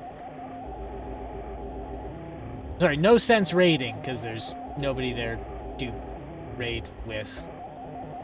But anyway, I'm not saying that's a problem, but... I don't know why I'm saying this out loud. I'm gonna stop before it makes it seem like I'm whining, because I'm not. I don't. I'm glad if people swing by and say hi, I'm glad if people lurk, and I'm glad if people swing in and see it and go, ugh, and then leave. It doesn't Doesn't bother me. I want people to live their lives and enjoy them. And if that means loitering around here, great. If it means loitering somewhere else, great too. Anywho, I suppose I'll wrap it up here. So what did we accomplish today? We did a test of the RAM. So, okay. So let's actually take this from the top. What was the point of this stream? So part of this was us testing if the Commodore 64 is now ready for showtime. And for most things, it is ready for showtime. What made it not ready for showtime before was static RAM. So to just get this thing dragged over the finish line, I procured a static RAM kit that replaced the Commodore's dynamic RAM. And in most cases, that's perfectly fine. The problem is, if you turn the machine off and you turn it back on, the contents in memory don't deteriorate fast enough. And so what happens is that you can get stuck with a program loaded and there's nothing you can do about it, other than to put a cartridge in. And the only cartridge I have that can, like, overwrite memory contents is a diagnostic cartridge, and I don't want to put that thing in and out of the machine all the time just because a program won't unload. So the proper solution is take the static RAM out and put the dynamic RAM in. But the main reason static RAM is, like, an option or a modification you can do to the Commodore 64 is because it can be a tremendous pain in the ass to find dynamic RAM. Lucky for me, some came in a few days ago.